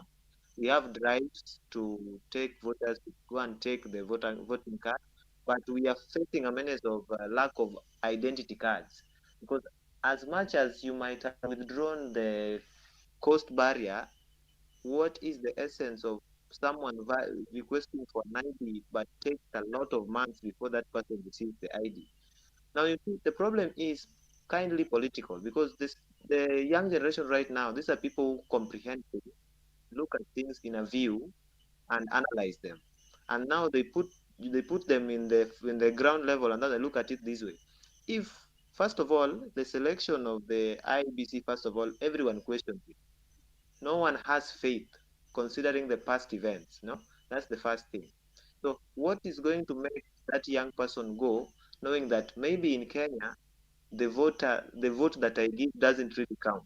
That's one of the things that prevents people from going to pick the vote. Because at the end of the day, we are going to a level where an election is going to be nullified, which has been seen because the the actual vote does not count. Someone can win without the actual votes. Now mtu anasema let me just sit behind because with or without my vote, person X can win. Those are some of the things that the young people are looking at. And right now, as much as we encourage the young people with hope that actually something might change and something might happen, the fact that the system is rigged is too is too clear. So what do we do here? We just have to mobilize, and we believe that now with the knowledge we have, now the system of accountability is what we have to strengthen. Our level of involvement in the election is now what we have to strengthen. Because the fact that you go and put your paper on the ballot box and go back home, I feel like that is not enough. Now, the level of engagement of the voting process, we have to enhance it more and more and more. We have to work with those people from the point of the ballot box to the point in inatangazwa huko, so that we know where these things are being mishandled and things happen where even dead people are voting, you know. So at the end of the day, these are things that young people are looking at. And at the same time, when they leave taking votes, it again works to their disadvantage because we've fought so much, and right now the young people have a lot of relevance to this country. But when it reaches the last minute now, where everyone is looking at the young people, now again the young people now don't want to take the vote. At some point now, we also feel there is some aspect of confusion now coming up because we fought so hard, and now there's a clear opportunity which might or might not work actually. But now we don't believe. The level of belief is so low that now no one even wants to attempt the democratic aspect of it. No one believes and no one trusts anymore. So that is the issue, and that affects our democracy as a country. That affects our politics as a country, and that is something that as long as itaendelea hivi, it will reach a point where no one will be engaging in election. Now, the outgoing should appoint the incoming because at the end of the day, some people say leadership is inherited.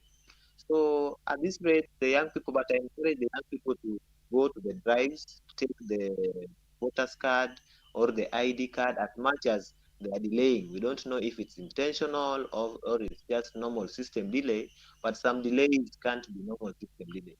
So the government should also be clear and should just open the space free to the young people so that they can actually take those particular votes. Because some people really want to take those votes and the IDs, but they try, but there are some unreasonable system delays that no one can even understand. So personally, I think that the voter apathy exists, but we should look our way to how we can address those. Because as student leaders, actually, we are encouraged and we do this. Right now in Kisumu County, we mobilize voters. We even give them buses to go to Kisumu town and register, although we are also looking for how we can now actually bring that voter registration center to the school, so that everyone actually in Maseno University who can access, who is of legal age, should access the vote. So personally, I think the youth should now consider taking the votes, because the faith is what we lack and the hope is gone. So that is something that should be addressed so much. Thank you, Derek. I can hear hapa mnaachilia tu, umesema you are dispensing wisdom carelessly. Yeah, I'm collecting some points there that are worth noting by that the government IEBC needs also to note. You had something to add. Let me give a rejoinder. My rejoinder takes shape in this form. To the youth, if we don't vote, this is voting the system that is oppressing us. And then the deafening silence in us is even worrying, because we are in a situation whereby we are the ones who are complaining about bad governance, opulence, and this other stuff, yet we are not out registering. So it really makes no sense, the reason as to why we were there, if we are not able to take this vote. And then this delusionment, what you are calling apathy, is the oxygen to bad leadership. The moment you are not taking that initiative, the pain of walking to go and take the vote, we are giving chance to that bad leader who will ruin the economy, and that bad leader will not allow free education, of which most of us had really wanted. And then, so to the youth, what I can just tell you is that you not registering is a gift to that politician. So decide, are you voting? We are doing a conscious decision by voting in the government that we came in that we don't want. So it's a decision we should make by ourselves. So yes, to the new listeners, this is Radio Generation. The show that you are listening to is the Generation Report that comes from 7 to 10 p.m. And it's just a roundup of all the news that, top stories that made the headlines in the course of the week. And the issue of voter registration apathy is one of the key issues that we have witnessed in the course of the week. There's also the issue of the ongoing lecturer strike that is really affecting our students, our learners in schools, and that is the reason why we are having these comrades from different regions of this country representing a majority of the youth in those universities and colleges, and that is why they are just giving us their submissions and how they view this. And something that is coming out clearly in terms of this registration is that first of all, both the government and the youth are to blame. On the side of the government, it is that IEBC has not done enough. The youth wanataka wafikiwe pali wako. Has not, is not, and there's a probability they will not. No, let us not put that probability, because we are just optimistic that things will work, because we all need this. But so, Patricia, let me just cut you. You know, there's a certain trend that if you see happening, even let's say if you are always used to eating supper at 10, taking supper at 7 might be difficult for you. The government has not been doing enhanced voter registration. It has been done by the political players. Until we change it from the political players, then we are not going to change this. Mind you, no government wants to vote itself out. The government can even decide to delay so that they stay in power. So it's upon us to put pressure. Okay, that's your perspective. And there's also something that came out, the issue of, by the way, getting to where these voters are, the youth are, because there is the issue of cost. That has come out. Shamir has mentioned it. Like, he has mentioned of a place whereby the voters have to pay in car 100 shillings for them to go to the center where they need to register for voting.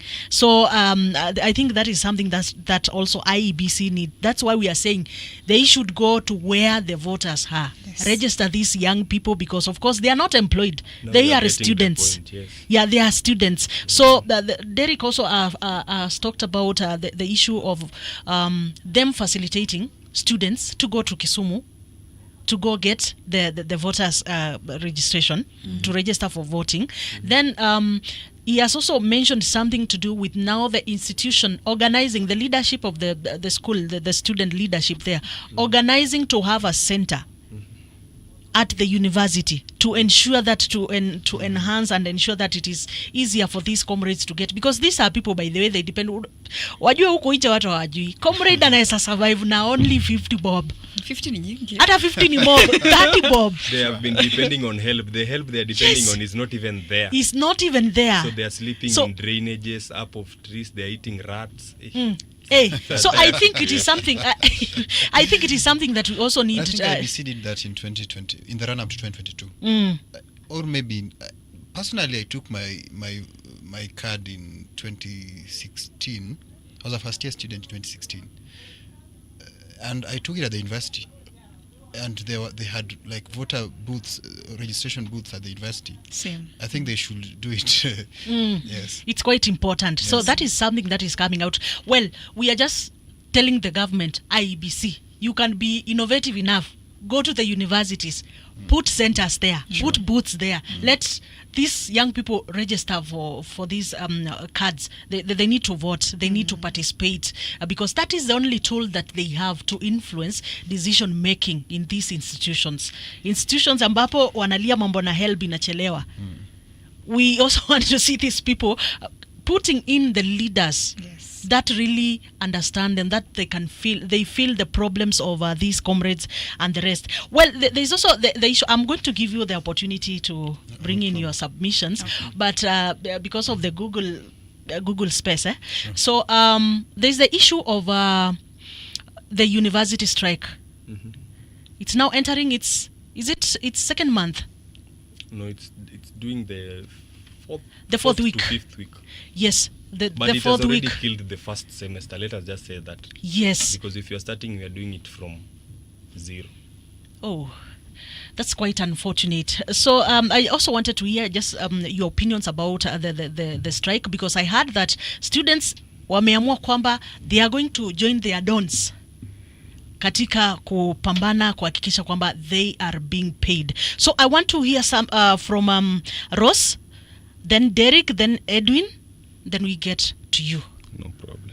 So, Ross, what is your submission about the lecturers' strike? Thank you once again, Patricia. To be honest, I'm very disheartened with the ongoing strikes. And you see, the ongoing strikes among campus lecturers in Kenya, they have once again reminded us that all is not well in our higher education sector. Every few years, we seem to go through the same cycle. Lecturers down their tools, learning stops, the students are left stranded, and we are actually unsure when classes will resume. And you see, while negotiations drag on, it's actually the students who suffer most. Our studies are interrupted. Graduations are pushed forward. I actually saw one student aliandika akasema bora msiguze graduation. It is really lagging us behind. And you see, even our dreams are put on hold.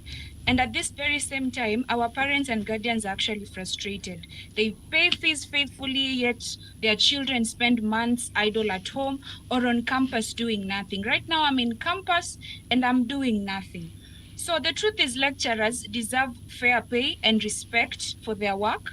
After all, they shape the next generation of professionals and leaders. But at the same time, both the government and university administration need to find a lasting solution, one that goes beyond temporary deals or rather empty promises.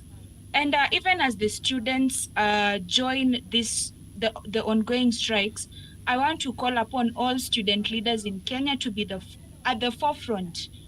They are the ones who should be leading students. Derek is here, and he said that he will be vying as the Secretary General. So I'm really urging him, even those who are actually going for elections, please, can you be at the forefront? Can you guide us? Can you lead us? Actually, we are really suffering as students. Thank you. Thank you, Rose. Thank you, Rose. Let's hear from you, Derek, because we have 4 minutes. We have 4 minutes to the top of the hour, so I give you 2 minutes.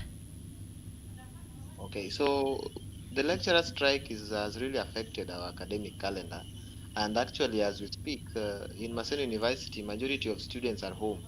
And for the people who study the lecturer strike carefully, Maseno University is actually now has turned to the hotspot of the lecturer strike. So this interrupts a lot of things, including our elections, because actually our voters have gone home. Not only the academic, because in the university we just don't, hatujaenda pale kusoma peke yake. There are a lot of things that are being done in that university, sporting activities, political activities, now the academic activities. And when all these activities have stopped, because some people don't want to pay what they owe to people who have actually delivered their services. Because as per the contract of the lecturers and the government, they deliver their services and they ought to be paid. And actually, as students, we can't force them. Because how will it be? I can't imagine being paid with someone who is being owed salary for 7 months. Hata kama ni wewe utafunza kweli. Okay. So those are the issues that we are looking at. It will even affect the delivery when someone is actually teaching you, because someone will not be teaching you for free. Na yeye kufika hapo ili akuwe professor, the number yeye alikuwa analipa fee, and the same lecturer is also paying fee for his child the same in some university somewhere. So the government should stop actually what they are doing. We have organized na some few university admin so that the lecturers some teach some. That sense of confusion also inaumiza wanafunzi. Once you want to negotiate, go and negotiate the lecturers, pay them because they've delivered their services. The students also need to study. Actually, we were supposed to do our first term exams before December. Actually, no miracle can happen. We have to do it after, just because of some petty things. Watu wanakula pesa ya walimu, si walimu. So those are the kind of issues that should be addressed. The government needs to be serious, respect the lecturers, because it's very unfortunate where mtu mwenye anafaa kulipa lecturer, actually some of them hata their level of education is very questionable. Na yeye ndiye ameshika mshahara ya mtu. So these are some of the things that should be addressed. Respect the lecturers, respect teachers at generally. These people should be respected. The job they do has to be commended. And without those people, the students like us, the graduation, everyone wants to graduate 4 years. And people who have been in university for more than 4 years, you can see them in other universities like Moi University. No one is happy about that. No one wants to be there. But ikiendelea hivi, the way Wasonga LLM is talking, hapo ndio penye tunaenda. So the lecturers need to be paid so that turudi class. We also want to study. Okay, thank you. Thank you, Derek. I think we are left with seconds.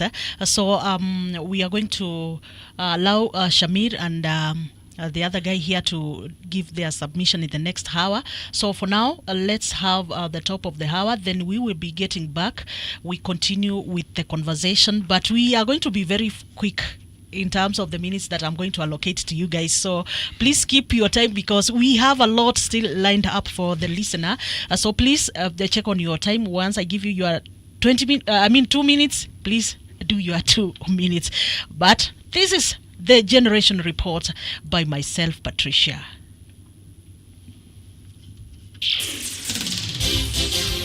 It's 9 o'clock.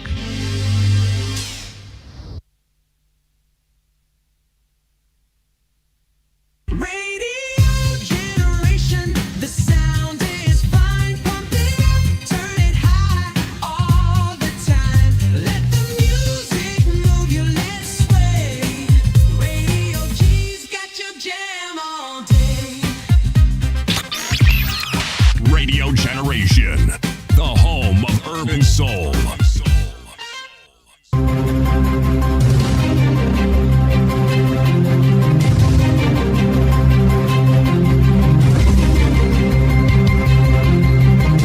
This is the Radio Generation News. Kenya is assuming the chairmanship of our organization, COMESA. This is not a light responsibility. Kenya will leverage this role to champion a new era of regional integration that uses digitalization to deepen value chains for sustainable and inclusive growth to actualize the theme of this forum. This theme resonates powerfully with Kenya's aspiration for radical national transformation, primarily focused on boosting intra-regional trade and economic integration within COMESA member states.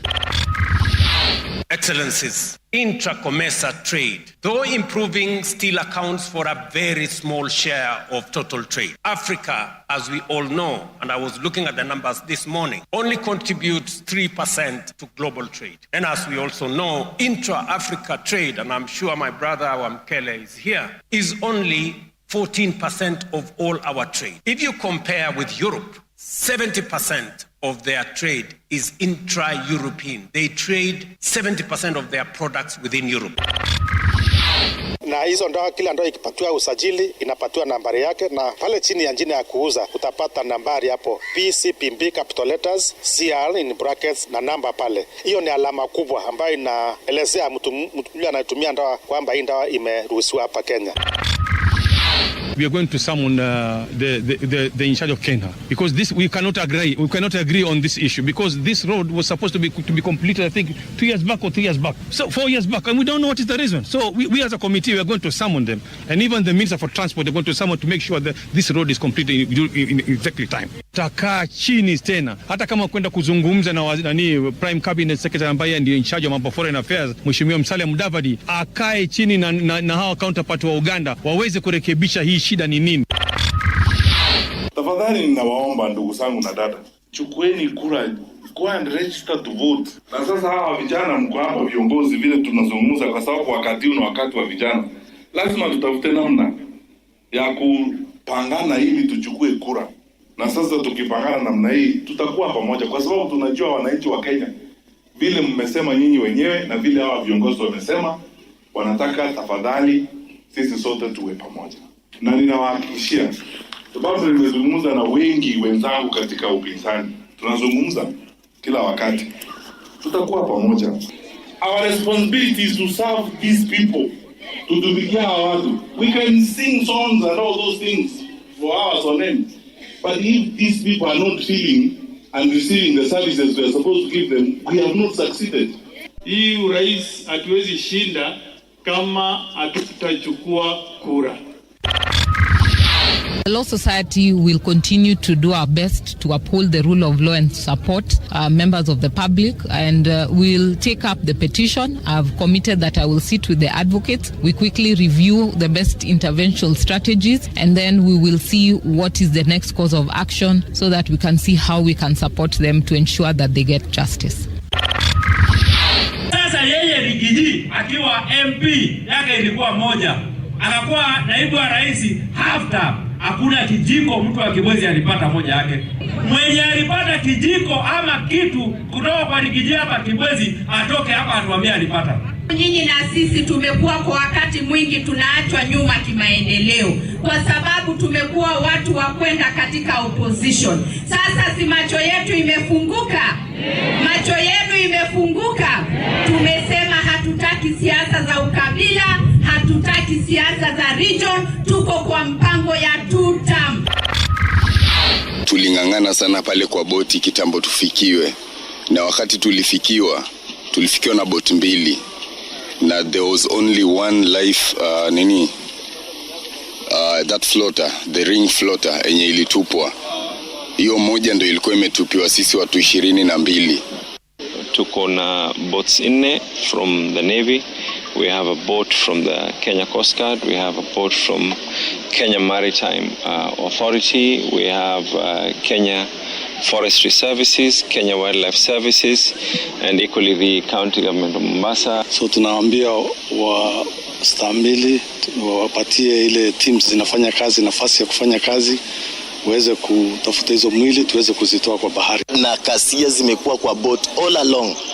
Leo training, leo mashindano, no life jacket katika hizo boat. So mlikuwa mna expect we are being rushed, let's get back to the boat tushindane. Hii mjengo inaendelea hapa, hakuna mtu wa Naivasha hata mmoja, kama vile mheshimiwa amesema, anajua ni nini na ni nani. Wale vijana wako hapa wanafanya kazi, hatujui wanatoka wapi, hata sijui kama wanazingatia vile maneno ya mjengo inasema.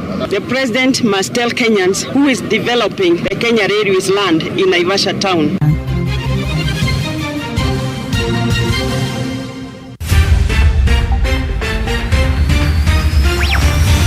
This week, power was tested tested in the corridors of leadership, economies shook under pressure, and the voices of ordinary citizens demanded to be heard. From breaking decisions in high office to protests in the streets, from moments of triumph to tragedies that stopped us in our tracks, these are the headlines that shaped our week. And beyond the noise, we search for what really matters, the connections, the context, the stories behind the stories. Introducing Patricia Wayoa, and this is your weekly news roundup on Radio Generation, where every headline has a heartbeat and every moment counts. Yes, every moment counts, and that's why we are here on the Radio Generation Report. This is whereby we do the roundup of everything that happened in the corridors of power, corridors of justice, yani kila kitu. Yes, this is where we summarize everything. We also dive in and ensure that we dissect everything so that you, as the listener, you can be able to get that which you did not get in the course of the week. My name is Trisha Wayua, and of course, I am joined by my guest here, and we also have comrades in the house. Yeah, we have comrades in the house. We are touching on the issue, a very sensitive issue, especially to the young generation, that is the youth, the issue of voter registration. We are also addressing the issue of the lecturers strike, and you've had their submissions, so tunangojea tupate submission from Edwin Shamir, then we can also get to Fidel tuambie. Then now I can allow my analysts here also to give us their submission on the two matters. Then from there, we still have a lot lined up for you, so please, dear listener, stay tuned in. 88.8 in Nairobi, 90.7 kule Pwani, na vile vile kwenye social media platforms tuko live pale X, by the way. Please join us, that is Radio Gen KE. Utakuwa unatupata pale on our online platform, please, rgk.co.ke. You can as well later on also follow us on our social media platforms. Yes, so I'm getting back to you, Edwin Shamir, who is a former student leader from Coast. So, Shamir, are you there? Yes, I can hear you very well. Yes, and again, I know there are some people who wanted to call us, so please, we are also going to give you an opportunity to give your submissions. If you want to call us, please, or you want to write to us, please do so on our social media platforms. I'm going to give you the number that you're supposed to reach us on, and this one you can only call on WhatsApp. Please do give us a call on our WhatsApp number, which is 0116 928 683. Yes, you want to call us, please do so on our WhatsApp. Do a voice call on WhatsApp. It is 0116 928 683. Utakuwa uko hapa na sisi, so please note that. So Edwin Shamir, my question, I want to hear your submission on the teachers lecturers strike. Thank you. I think the issue of lecturers strike, it needs to be supported. And as we speak right now, I think the lecturers, the UASU, and even the comrades have delayed to go to the court to go and prosecute this issue. The government must be held accountable for the damages they have done for the lecturers themselves and also the comrades. Secondly, I also want to blame the student leaders we have currently. During our time, and you remember very well, Wayua, you and I, part of the Coast Region Universities and Colleges Association in Mombasa, we made, and we were very little, and we made the former President Uhuru Kenyatta to sack Amina Mohammed as the CS of Education by not honoring to give the comrades HELB loans. So I want to commend, and I also want to appeal to the comrades, the student leadership we have in place in various institutions. Let's come out very strong, very bold and courageous, and join hands with our lecturers. We cannot have a country where the country is surviving on four big pillars. One is health, education, agriculture, and also technology and innovation. So when education is dead, you don't depend anymore on health or agriculture or any other sector. So we cannot sit back and relent while the government is killing our generation or our future by killing education. Yeah, we have a country whereby our lecturers are being treated as beggars, as fruit vendors in the street. We cannot continue to have a country like that. This is a country which is producing seniors, professors in European countries, while right now we have this country, the government in place, trying to kill the future of the generation which we are having right now in the name of the youth. So I want to be very categorical and say to my fellow comrades in this institution, kindly come out very strong and add your voice and support your lecturers fully. Die with them, because the moment the government is going to kill their voices, you are not going to have any voice any longer. And finally, I want to say, tell the government, you cannot continue pickpocketing a naked man. Right now, our teachers, our lecturers, they are naked. While you are going deeper and taxing them, housing levy and other levies which you know, and you don't want to honor the CBA. Kindly, the government, they should honor the CBA in place so that we can get our lecturers back to classroom. Finally, I want to advocate for the young people and also the comrades in the institution. Continue with doing civic education to our comrades so that they must be able to understand the constitution, the devolution, and the civic rights which they have, and they hold it. Thank you. Thank you, Edwin Shamir from Mombasa. We have Fidel here from Nairobi University. So him is also going to give us a submission on the issue of the lecturers' strike. I think on this, let us be very candid, because there is some element of cheating between the teachers and the government. And why do I say this? When you go to a maternity wing, you don't expect to find virgins there. There's people who have dedicated their lives to parenthood. Now, teachers are complaining that they don't have money. Mm-hmm. When they are called to State House, they rush there, comes out smiling, oh, the government is good, 2-term. So, like now, before I delve into this matter, should you see any teacher from secondary school led by the ANAT officials demonstrating of poor pay, you should hit them on their head.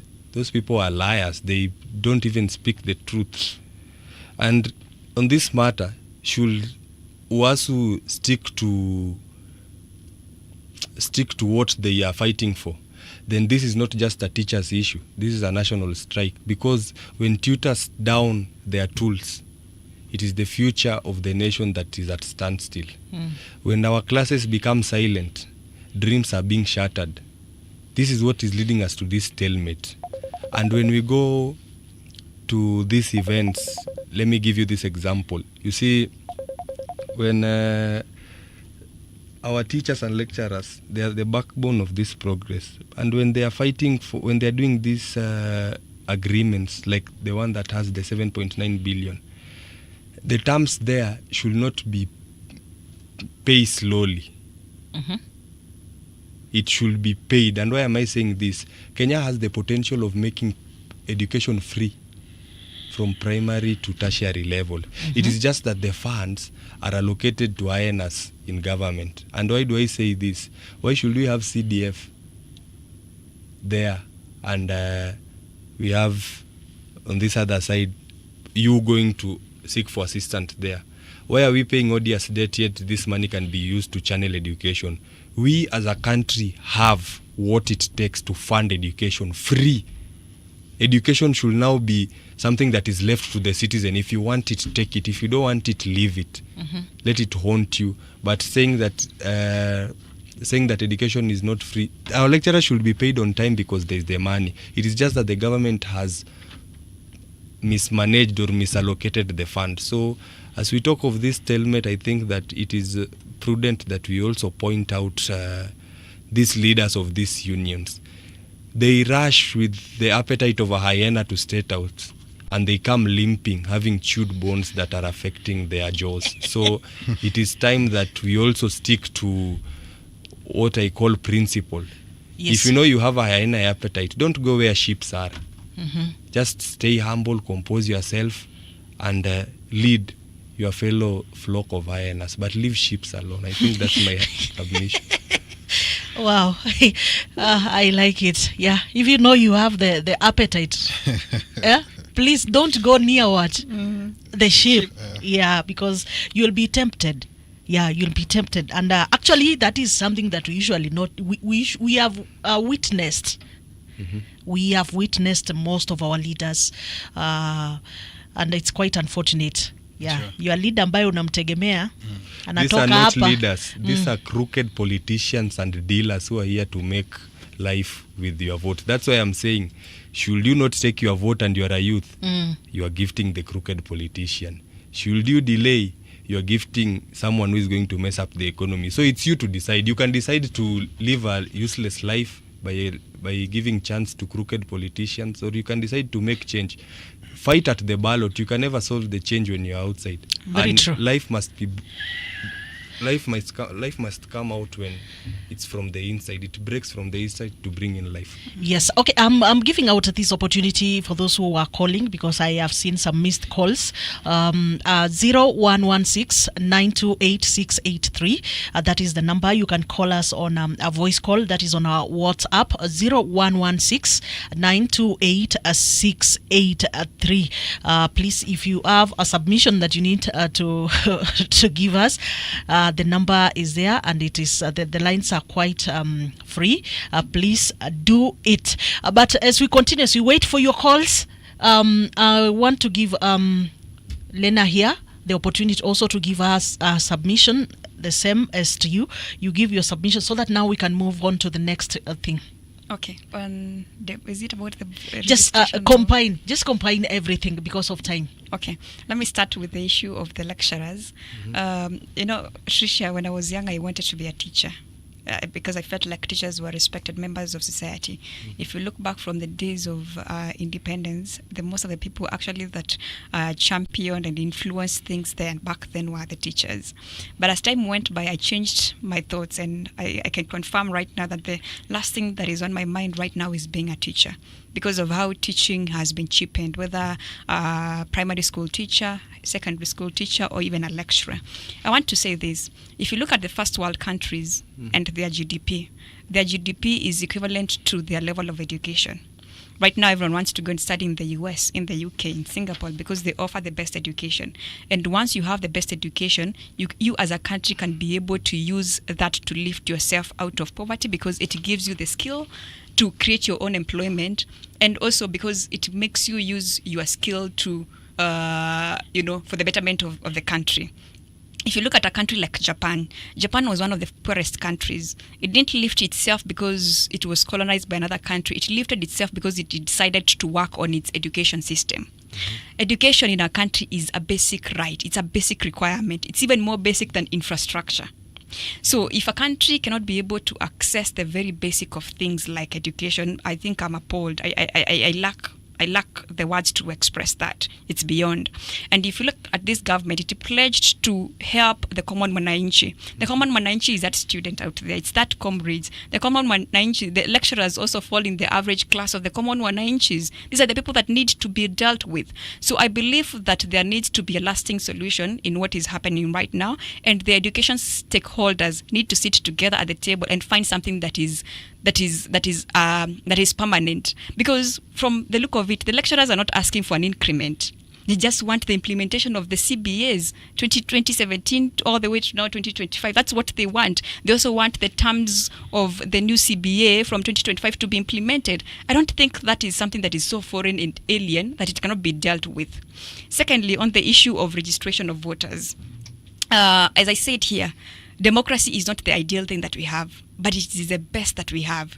And democracy bestows upon each and every one of us political responsibility.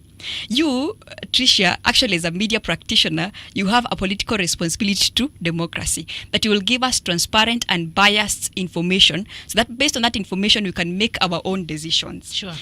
Democracy is not something that you do for fun when it's convenient to you, such that when we say we're going to the streets to shout, you are there. But when you say that you're going to register as voters, you're not there.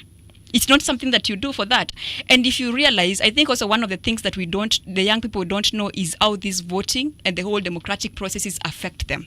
Because the moment that I've gone to the ballot to vote for the president, I voted for the president, members of members of parliament, and all those people. But I've also voted for education. I've also voted for healthcare. I've also voted for my foreign policy. The person that is sitting in somewhere in Israel making decisions on behalf of Kenya, I have voted for them. How?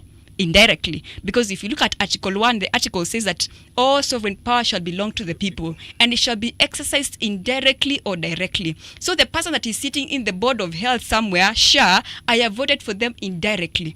That's what most of the comrades do not understand, that their votes are as powerful as that. It is true, I agree that we have problems with democracy. And it's normal, because even as human beings, there are strengths and weaknesses. The same thing. Democracy also has its own strength and also weaknesses. But you now cannot pull out and say that you're not going to vote, that let things just flow. Oh my God. We are going to get the shock of it. Actually, if you're not careful, in 2027, we'll have even worse than we have right now. So my appeal is to the young people. Please kindly understand that you have a democratic responsibility, and you have it's your civic duty to actually go out there and vote. If you don't vote, others are going to vote for you, and you'll not have a chance to come and say that, you know what, the leaders that we have chosen are bad, because number one, you didn't choose them. Yeah, those are my submissions. Thank you. Let's hear from Davis.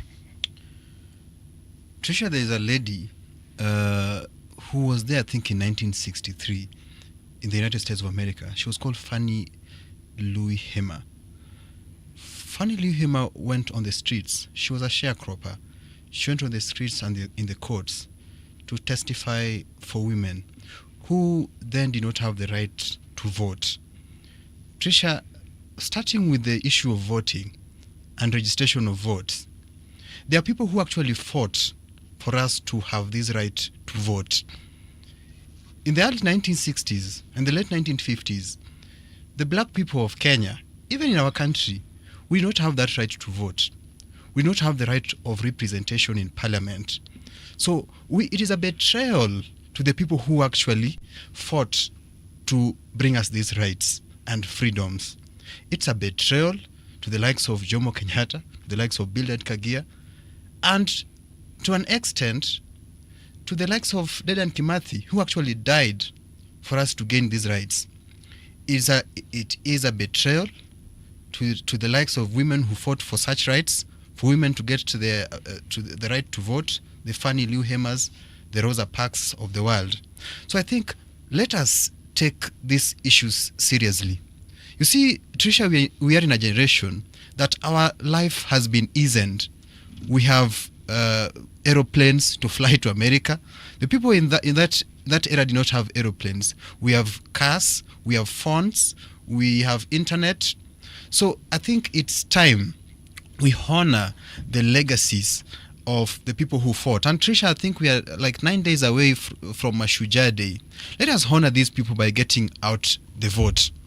I also want to talk about the people who were very active during the Gen Z Mandamano. Mm-hmm. The Ongoyas. I know Ongoya. He has been there. And even my friend there, Lenny. Let us be active. Occupy State House. Occupy Parliament. Why are we not occupying registration booths? I want this team in Ilikuwa. And I know them. And I know the likes of Morara, the Caswells. There are people called the social justice centers everywhere. Let us mobilize our young people to get out and register as voters. Tricia, I don't have anything to add about education and lecturers' strike. What I think is that everything is entitled to lecturers. Most of us who are born in the rural villages, our parents did not have good education. But then it's it's this education that equalized us with other people. So I think let us take education seriously as a country.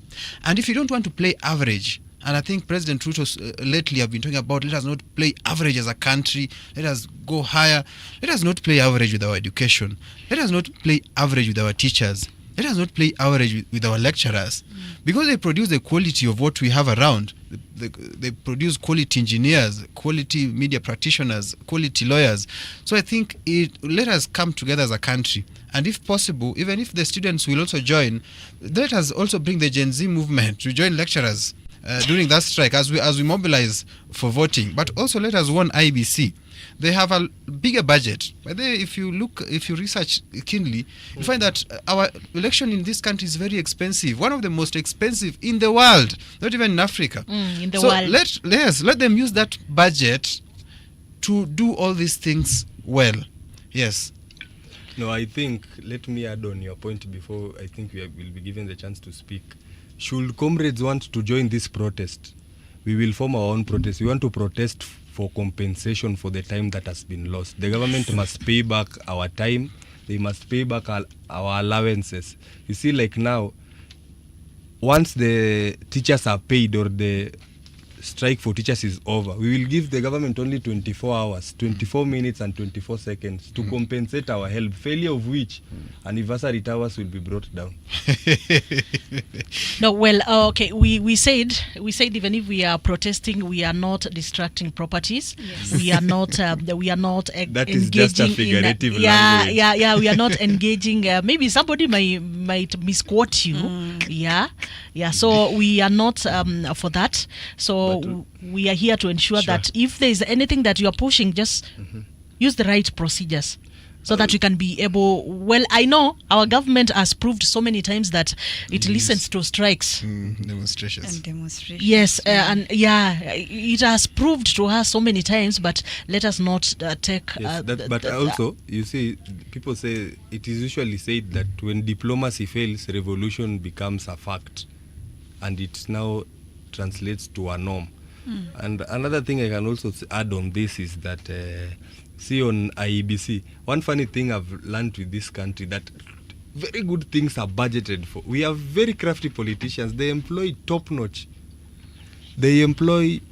intellect, but whatever they do with the proposals that are there, it's very astonishing. It's quite funny. Well, anyway, I think that is that's fair enough. We have given, all of us, we've gotten the opportunity to give our submission in terms of the strike and in terms of the voter registration exercise.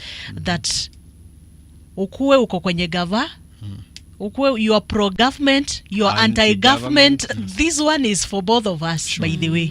Yeah, you just have to go register, because whatever change, whatever influence that you want, you can only do it using that one tool that you have, which is your voter's card. So the young people listening outside there, please, it is quite important. That is the only tool as a young person that you have. Others have money. They have money, they have the tool, they have power. Sure. You only have that, and you are intellect. Sure. Yeah, so it's quite important. Please use this opportunity to register as a voter. Well, right now I want to play some satire here for Radio Generation. Let me see whether I'm going to get it. Yeah, so that we move to the next story. But even before I play, let me give you a hint of what we are going to talk about. Internationally, a lot of things also happened. Yes. Yeah, so even before we go to international, there's something that I wanted to check on about Burkina Faso. Just the other day, Burkina Faso imekataa deportees from the US. I don't know whether you got that story. That is a news that has been in the course of this week. That Burkina Faso is one of the countries in Africa that have stood out most of the time to call a spade a spade. Sure. Yeah, most of the time in terms of what the Western countries are doing majorly to the African countries. Burkina Faso, we have seen they have come out always strongly to say we don't want this. So the other day, Minister of Foreign Affairs alitokea akasema no, wapeleke places zingine. joining Nigeria, which also was part of the countries that also refused. So kuna some other countries hapo wamekubali na deportees wameingia kwao. So I don't know, what is your submission on that? I love what Burkina Faso is doing. I think for a while now, Burkina Faso has been trying to put an end to westernization and this colonial attachment mentality, which is really a beautiful thing. I mean, if the US doesn't want to accommodate immigrants from other countries, why should us as a nation accommodate them? You see? And I think this is something that is new. It's something that is going to set a precedent for other countries to follow. And but it's also it's a bold move. Because you see, for other countries, it may not apply to other countries because the Western countries have a leash on them. You try to do this, your aid is cut. You try to do this, some policies are imposed. So I think for me, the move by Burkina Faso is bold, but it's also going to come with some kind of consequences, which I hope they are prepared to face. But it's a step in the right direction, which is, of course, should be followed by the rest of the African countries. Let's hear from Davis. Tricia, Africa has suffered. Been called the dark continent, be called underdeveloped, all the diseases, all the garbage. They're even... But wait a minute. Wait a minute. We have been among the third world countries. That is a fact. That's what I'm saying. Yeah. And Burkina Faso is not new to us. We can remember Thomas Sankara was a very, very, very strong Burkinabe president. And when Thomas Sankara became strong, they killed Thomas Sankara. Lumumba was strong, they killed Lumumba. Gaddafi, here in Libya, up here, they killed Gaddafi. I can tell you there's a strategic plot by the Western countries to infringe Africa. What they want is to take our minerals, to take our land, to take our people. At some point, there was slave trade. And with the neo-colonialism, there's even a new slave trade. People telling us that there's work in the Arab countries, there's some work in Germany. They're taking our best brains to Western countries. I think it's time, Tricia, and this is very serious. It's actually one of my purposes in life, why I joined politics. It's time, as a new generation of the African continent, we come together and we define a new path for the African continent. And we say, can we come together as a continent? Can we have one currency? Can we have one visa? Can we trade among ourselves? Trading across the African continent is, I think, at 16%. Can we trade amongst ourselves? Can we have one army? Can we have one president? Can we have one capital city? Then can we go out and bargain with these people as a block? Until then, these people will divide us. They will kill our strongest people. They will take our mineral resources. They will give us peanuts, and they will say that if you don't toe our line, we will not. What my sister is saying, we will not give you this such a aid. They will invoke trade embargoes that you cannot trade now with you. They will kill some of your leaders. So I think I support what the Malian president has been doing so far since he got into office, and I think this one should be replicated by very many other African countries. I think South Africa is also coming out as very tough, and I think South Africa joined the BRICS. Kenya, we're always good on talks. President Ruto, if he goes at the United Nations, will say, no, Africa will not wait. But then he says that on paper and on the speeches. But now, on actions, President Ruto is doing poorly. That is what I can say. He's doing poorly in terms of making Africa to be a strong, independent country, just depending on the African continents and building each other. Yes. Wow. You also Comrade also wants to add on something. Yes. I think I can't shy away from saying that Ibrahim Traore is our modern day Sankara. And all that wrapped together just shows us that the magic of human achievement gives an irrefutable proof that as long as the nationalism of your country is awakened among its youth, then that becomes the vanguard against impunity. But as we also look at the youth to lead, I want you to take a glance at Kenya. The president in Kenya is not as old as we might think, but the performance has not been what people expected. Our parliament has the younger MPs in age average, but their performance, the way an MP thinks, does not match his pay grade. It does not resemble the bandwidth with which they were elected to perform. An MP thinks downwards when he's expected to think upwards. So sometimes what Sankara has done, what Ibrahim Traore has done is commendable, and I would urge our citizens to try and elect leaders who have the same passion and vision for our country.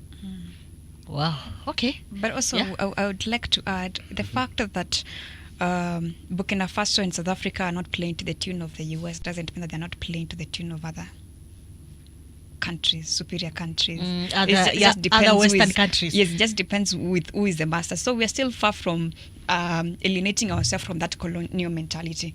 But it's a good step. What I think, Trisha, is that it depends with the relationship. Of course, we need interdependence between continents, between countries. But then there are countries that come to impose their rules upon us, but then there are countries who come in to partner with us. They're saying that South Africa, you have this, China, we have this, can we then partner in this? So it's not a bad partnership sometimes. Of course, we need to interdependence. Even as a caucus, as young people, we need to learn from the people in Germany. But it should not be that when we are on a table, they look down at us like they are superior, like we are children of a lesser god, or we are second grade citizens, human beings. So that one we must reject. Okay, that's fair. That's fair enough. But there's also this one thing, this aspect that is coming out. It's like Africans. Well, I know, of course, we Africans have realized the power that we have in terms of resources. In terms of market, in terms of numbers, minerals, yes, in terms of so many things. Like tunajua as Africans, it's only that we did not have the way to exploit what we have for our benefit. You have heard even our president when he went for the UN meeting, so many times complaining that the Western countries, those countries realized what the value that Africa has. They came, they exploited, and left. So here we are left with the aftermath. We are left with the effects of the exploitation that the Western countries did to us. But then now it is high time that, and I think a majority of African countries have also realized that. They've come to that realization that they have something unique. Yes. If they use it well, it can work for Africa. So my question is it that we are feeling now the Western countries are not the bride that we thought they are? That is why now, because I feel like it's like now we are going to this other side of the world. We are going to China. We are going to Japan. We are going to those countries because, of course, they have also shown what they got in terms of they are able also to control the economy of the world. So I do not know, what is your take? Trisha, I think, you see, when the white man came into this country, we thought that this white man was some kind of a god, or maybe let's say a demigod. And it's until the World War II, when the black man realized that, oh, kumbe this white man can also die. We can also kill him using this gun. Kumbe he can also be worried. Kumbe he can also get afraid. It's until then. And it's actually the people who fought World War II, when they came back to the African nations, Kenya and blah, blah, blah, then they started fighting the white man, after they had realized the weaknesses of the white man. So the white man controlled us, using our languages, using our religions, using our cultures. They said that everything we had was inferior. But then over time, and that's why Trisha value education, that's why when we're talking about lecturer strike, when we got learned, we realized that, kumbe these people, they're not that intelligent, we're just at par. They're not that strong, we're just at par. Then we started fighting them. So Trisha, I think Is the Malcolm X will say that is a case of chicken coming home to roost. We have learned the weaknesses of the white person. We have learned that their countries are so small, they cannot, even their economies are crashing, including England. And so we have also learned that these countries in the East have offering better partnership options than the European countries. They are not imposing things on us. We're just partnering on the table, and they are bringing equally better things, or even better things than what the Europeans were bringing. And they are bringing it without rudeness, without bullying. So I think that is a direction we are going to take. We are only going to partner with people who have our interest at heart, who respect us, who respect our education system, who respect our minerals, who respect our arable land, and who respect our black skin. Some even think that this black skin is a curse or even some dirt. Ati ni mad, matope. Ni matope, like we are dirty. So we are going to partner with people who actually respect and value our interests. Yes. Okay. I think let me be as short as possible. I don't want us to continue so much on that because we have other stories. Let me say this. You see, life is a canvas. For you to create a masterpiece, you must never allow someone to paint it for you. We are not yet past colonialism. We are living in neo-colonialistic times, which are created by our own leaders. So until our leaders realize the value that Africa has, until we realize that Congo can stand on its own without the interruptions from other countries, then we will still live in a world of fantasy. So the problem is our leaders. These leaders beg too much, ask too much, and do too little. Until we elect better leaders. Okay. I don't know whether you still have a submission to make. I'll just say that 1 minute, but yes. Okay. You see, countries like China, countries in the East offer better agreements than the rest of the countries. Like, for instance, if you look what is happening within the African continent, the leaders of Africa are saying, we don't want our resources to be carried out of Africa. We understand that we don't have the capacity to turn these raw materials into ready-made products, but what we are going to allow is that you're going to allow other countries to come and set up their industries, provide employment for our young people,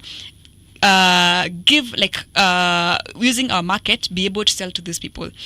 Countries in the East are receptive to that, but countries in the West, they just want to create the employment at their own countries, sell at their own will, which is not adaptable to the rest of the African continent. So because of that, sometimes they are flexible to work with the countries in the East. Even for you, Tricia, if you had a business idea, you look at the person that is more flexible.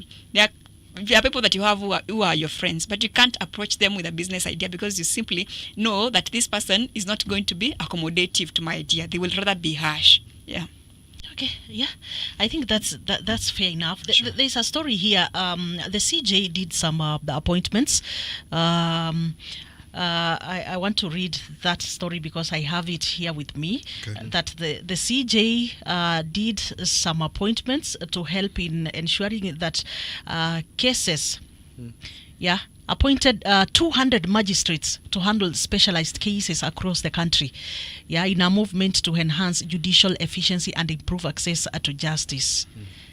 I know you are from the judicial system, so maybe what's your submission? Because they are looking at some special to offer that specialized on some areas, especially the matters with land, elections, and so forth. Yes, there are areas within the judicial sector that always require specialized, like for instance, things to do with employment, things to do with land.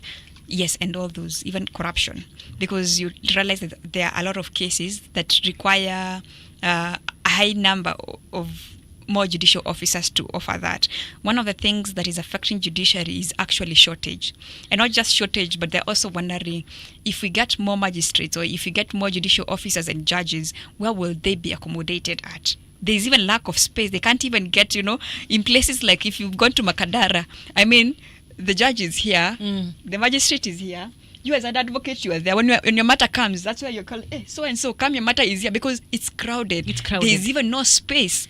So I don't know how the judiciary is going to really be able to also deal with because it's not just the lack of judicial officers alone. There are a lot of things that need to be done. The budget of the same needs to be provided. There need to be accommodation of those. But actually, some of the judicial officers work from home because there's no accommodation. So I believe that it's rather ambiguous issue that needs to be dealt with structurally.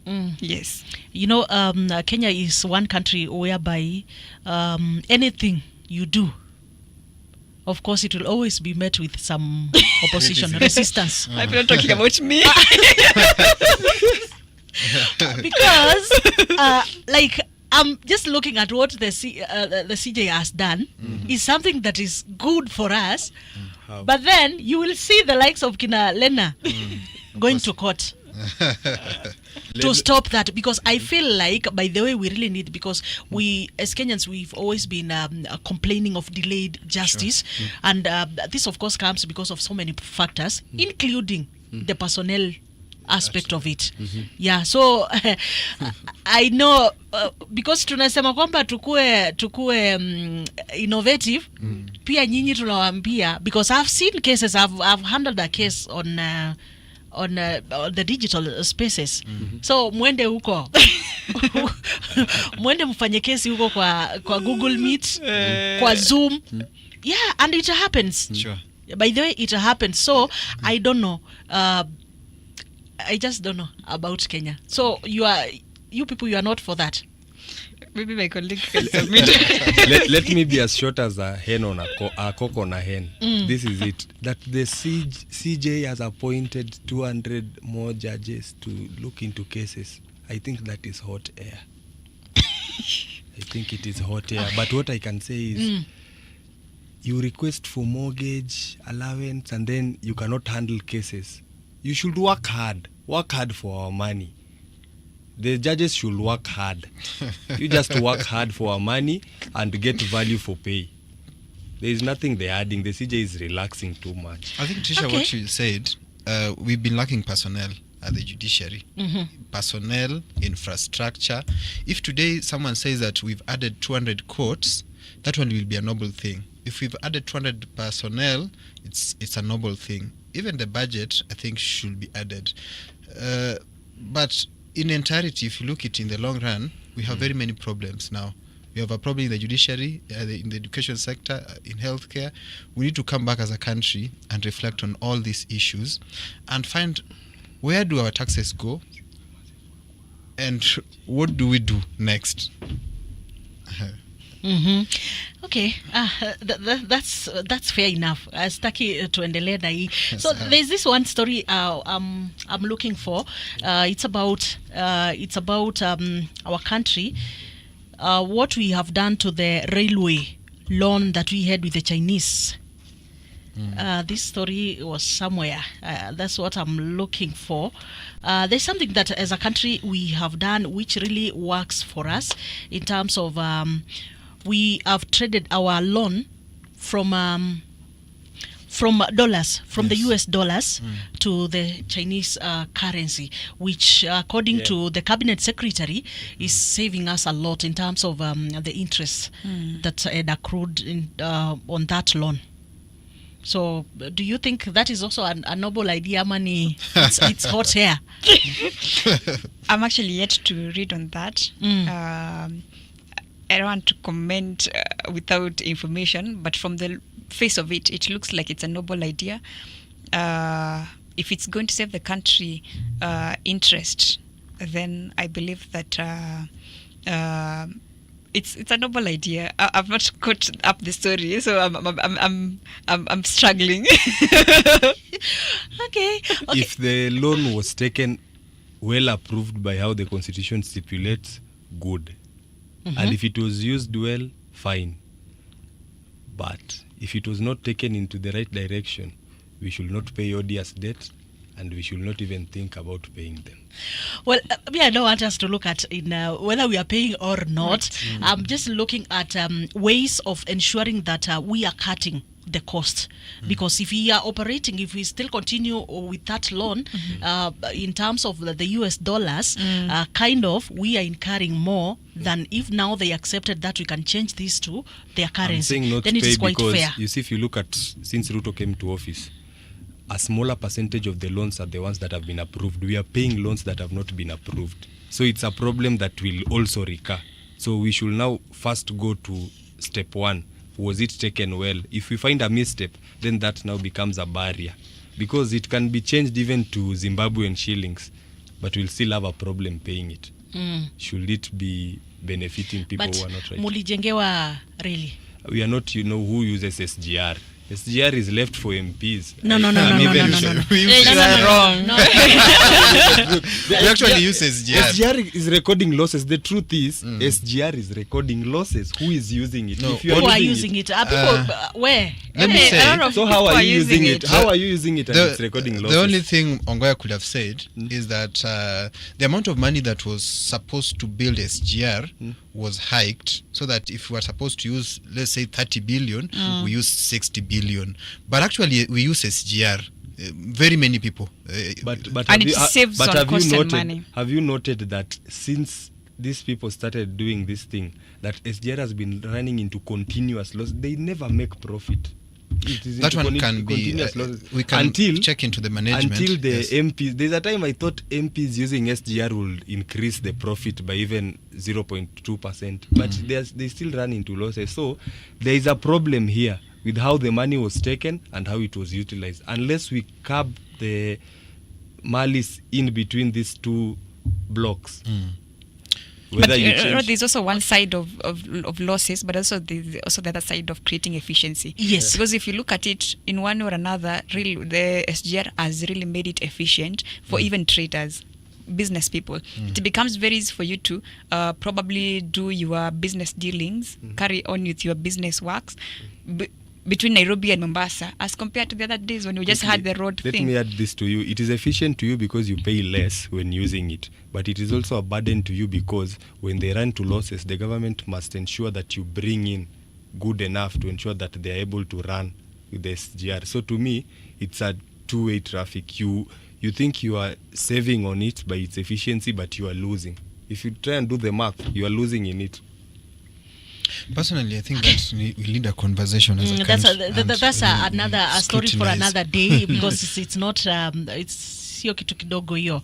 We are just looking at now the efficiency in terms of if we can be able to reduce some of the cost, and if we have changed to the Chinese currency from the US dollars, they have said we are saving a lot in a year.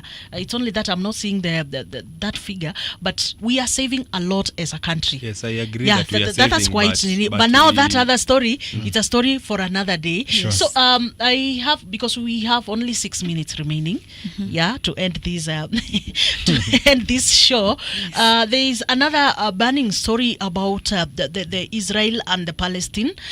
We saw the US President Donald Trump was able to assist in ensuring that peace deal, to ensure that now they stop this war, because it's a war that has really affected the two countries. In terms of deaths, in terms of a lot has really happened there. So one thing, people are saying now that the US president feels like he's superior, but one thing I like, he has been able to bring some consensus. Peace. Yes, some peace between the two countries. Now, but of course there were some conditions that the Hamas people gave, and of course there are also conditions also from this other side, that you release the hostages that you have, so that now we can continue with it. And I think it was supposed to be today or when. So at least something is happening. Yes. I don't know if you have anything to add about that. I could begin. Yes. You see, the Israel-Palestine Hamas war has begun kitambo since 1948, and with time it has evolved with different demands and all that. And I remember even during the times of President Bill Clinton, there were a lot of a lot of proposals that were put to put it to an end. The same went all through the President Obama's time. Even the President Trump, the first time that he was in office, he also tried to bring some resolution. And all these presidents actually thought that they would come up with a mechanism that would put it to an end and appear like the peace heroes, even President Obama. So right now, I'm glad that actually there's a ceasefire. The President Trump had put across a 20-point plan ceasefire that has been adopted. And the first phase has begun. Actually, what we're witnessing right now, whereby the Israeli troops withdrew from some of the parts of Gaza, allowing members of Palestine to occupy those places, is as a result of that ceasefire. And it's just the first phase of the ceasefire. By Monday, the Hamas ought to have released the Israeli hostages, and then the Israeli government will also release more than 2,000 political prisoners that it has held. But now, this is just the first phase. It will continue. The thing with this is that, because it's not the first time that you're witnessing a ceasefire plan. Oslo Accords have been there. There were the Middle East Abrahamic Accords have also been there. And this process is so fragile such that just one setback pushes it back yes, to where it was before. So I looked at the 20-point plan by President Trump, which of course also calls for a transitional government that with Palestinian Authority that actually is going to hold on for now as the ceasefire is going on. But according to me, I'm not being pessimistic, but me, I just feel like we will go. We will go back. That is you. Actually, we have 3 minutes. I'm giving you 30 seconds. 30 seconds. 30 seconds. We finalize to talk. No problem. 30 seconds, please. Not 1 minute.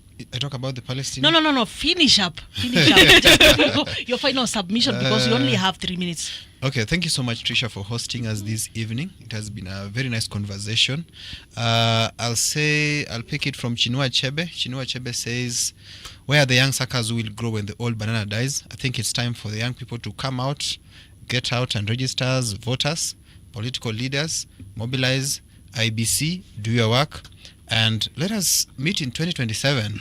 I think we need also a national conversation where all experts, everyone from Lena, from the lawyer's side to the media, we need to come together and design a new Kenya and see where we want to take this country as a generation.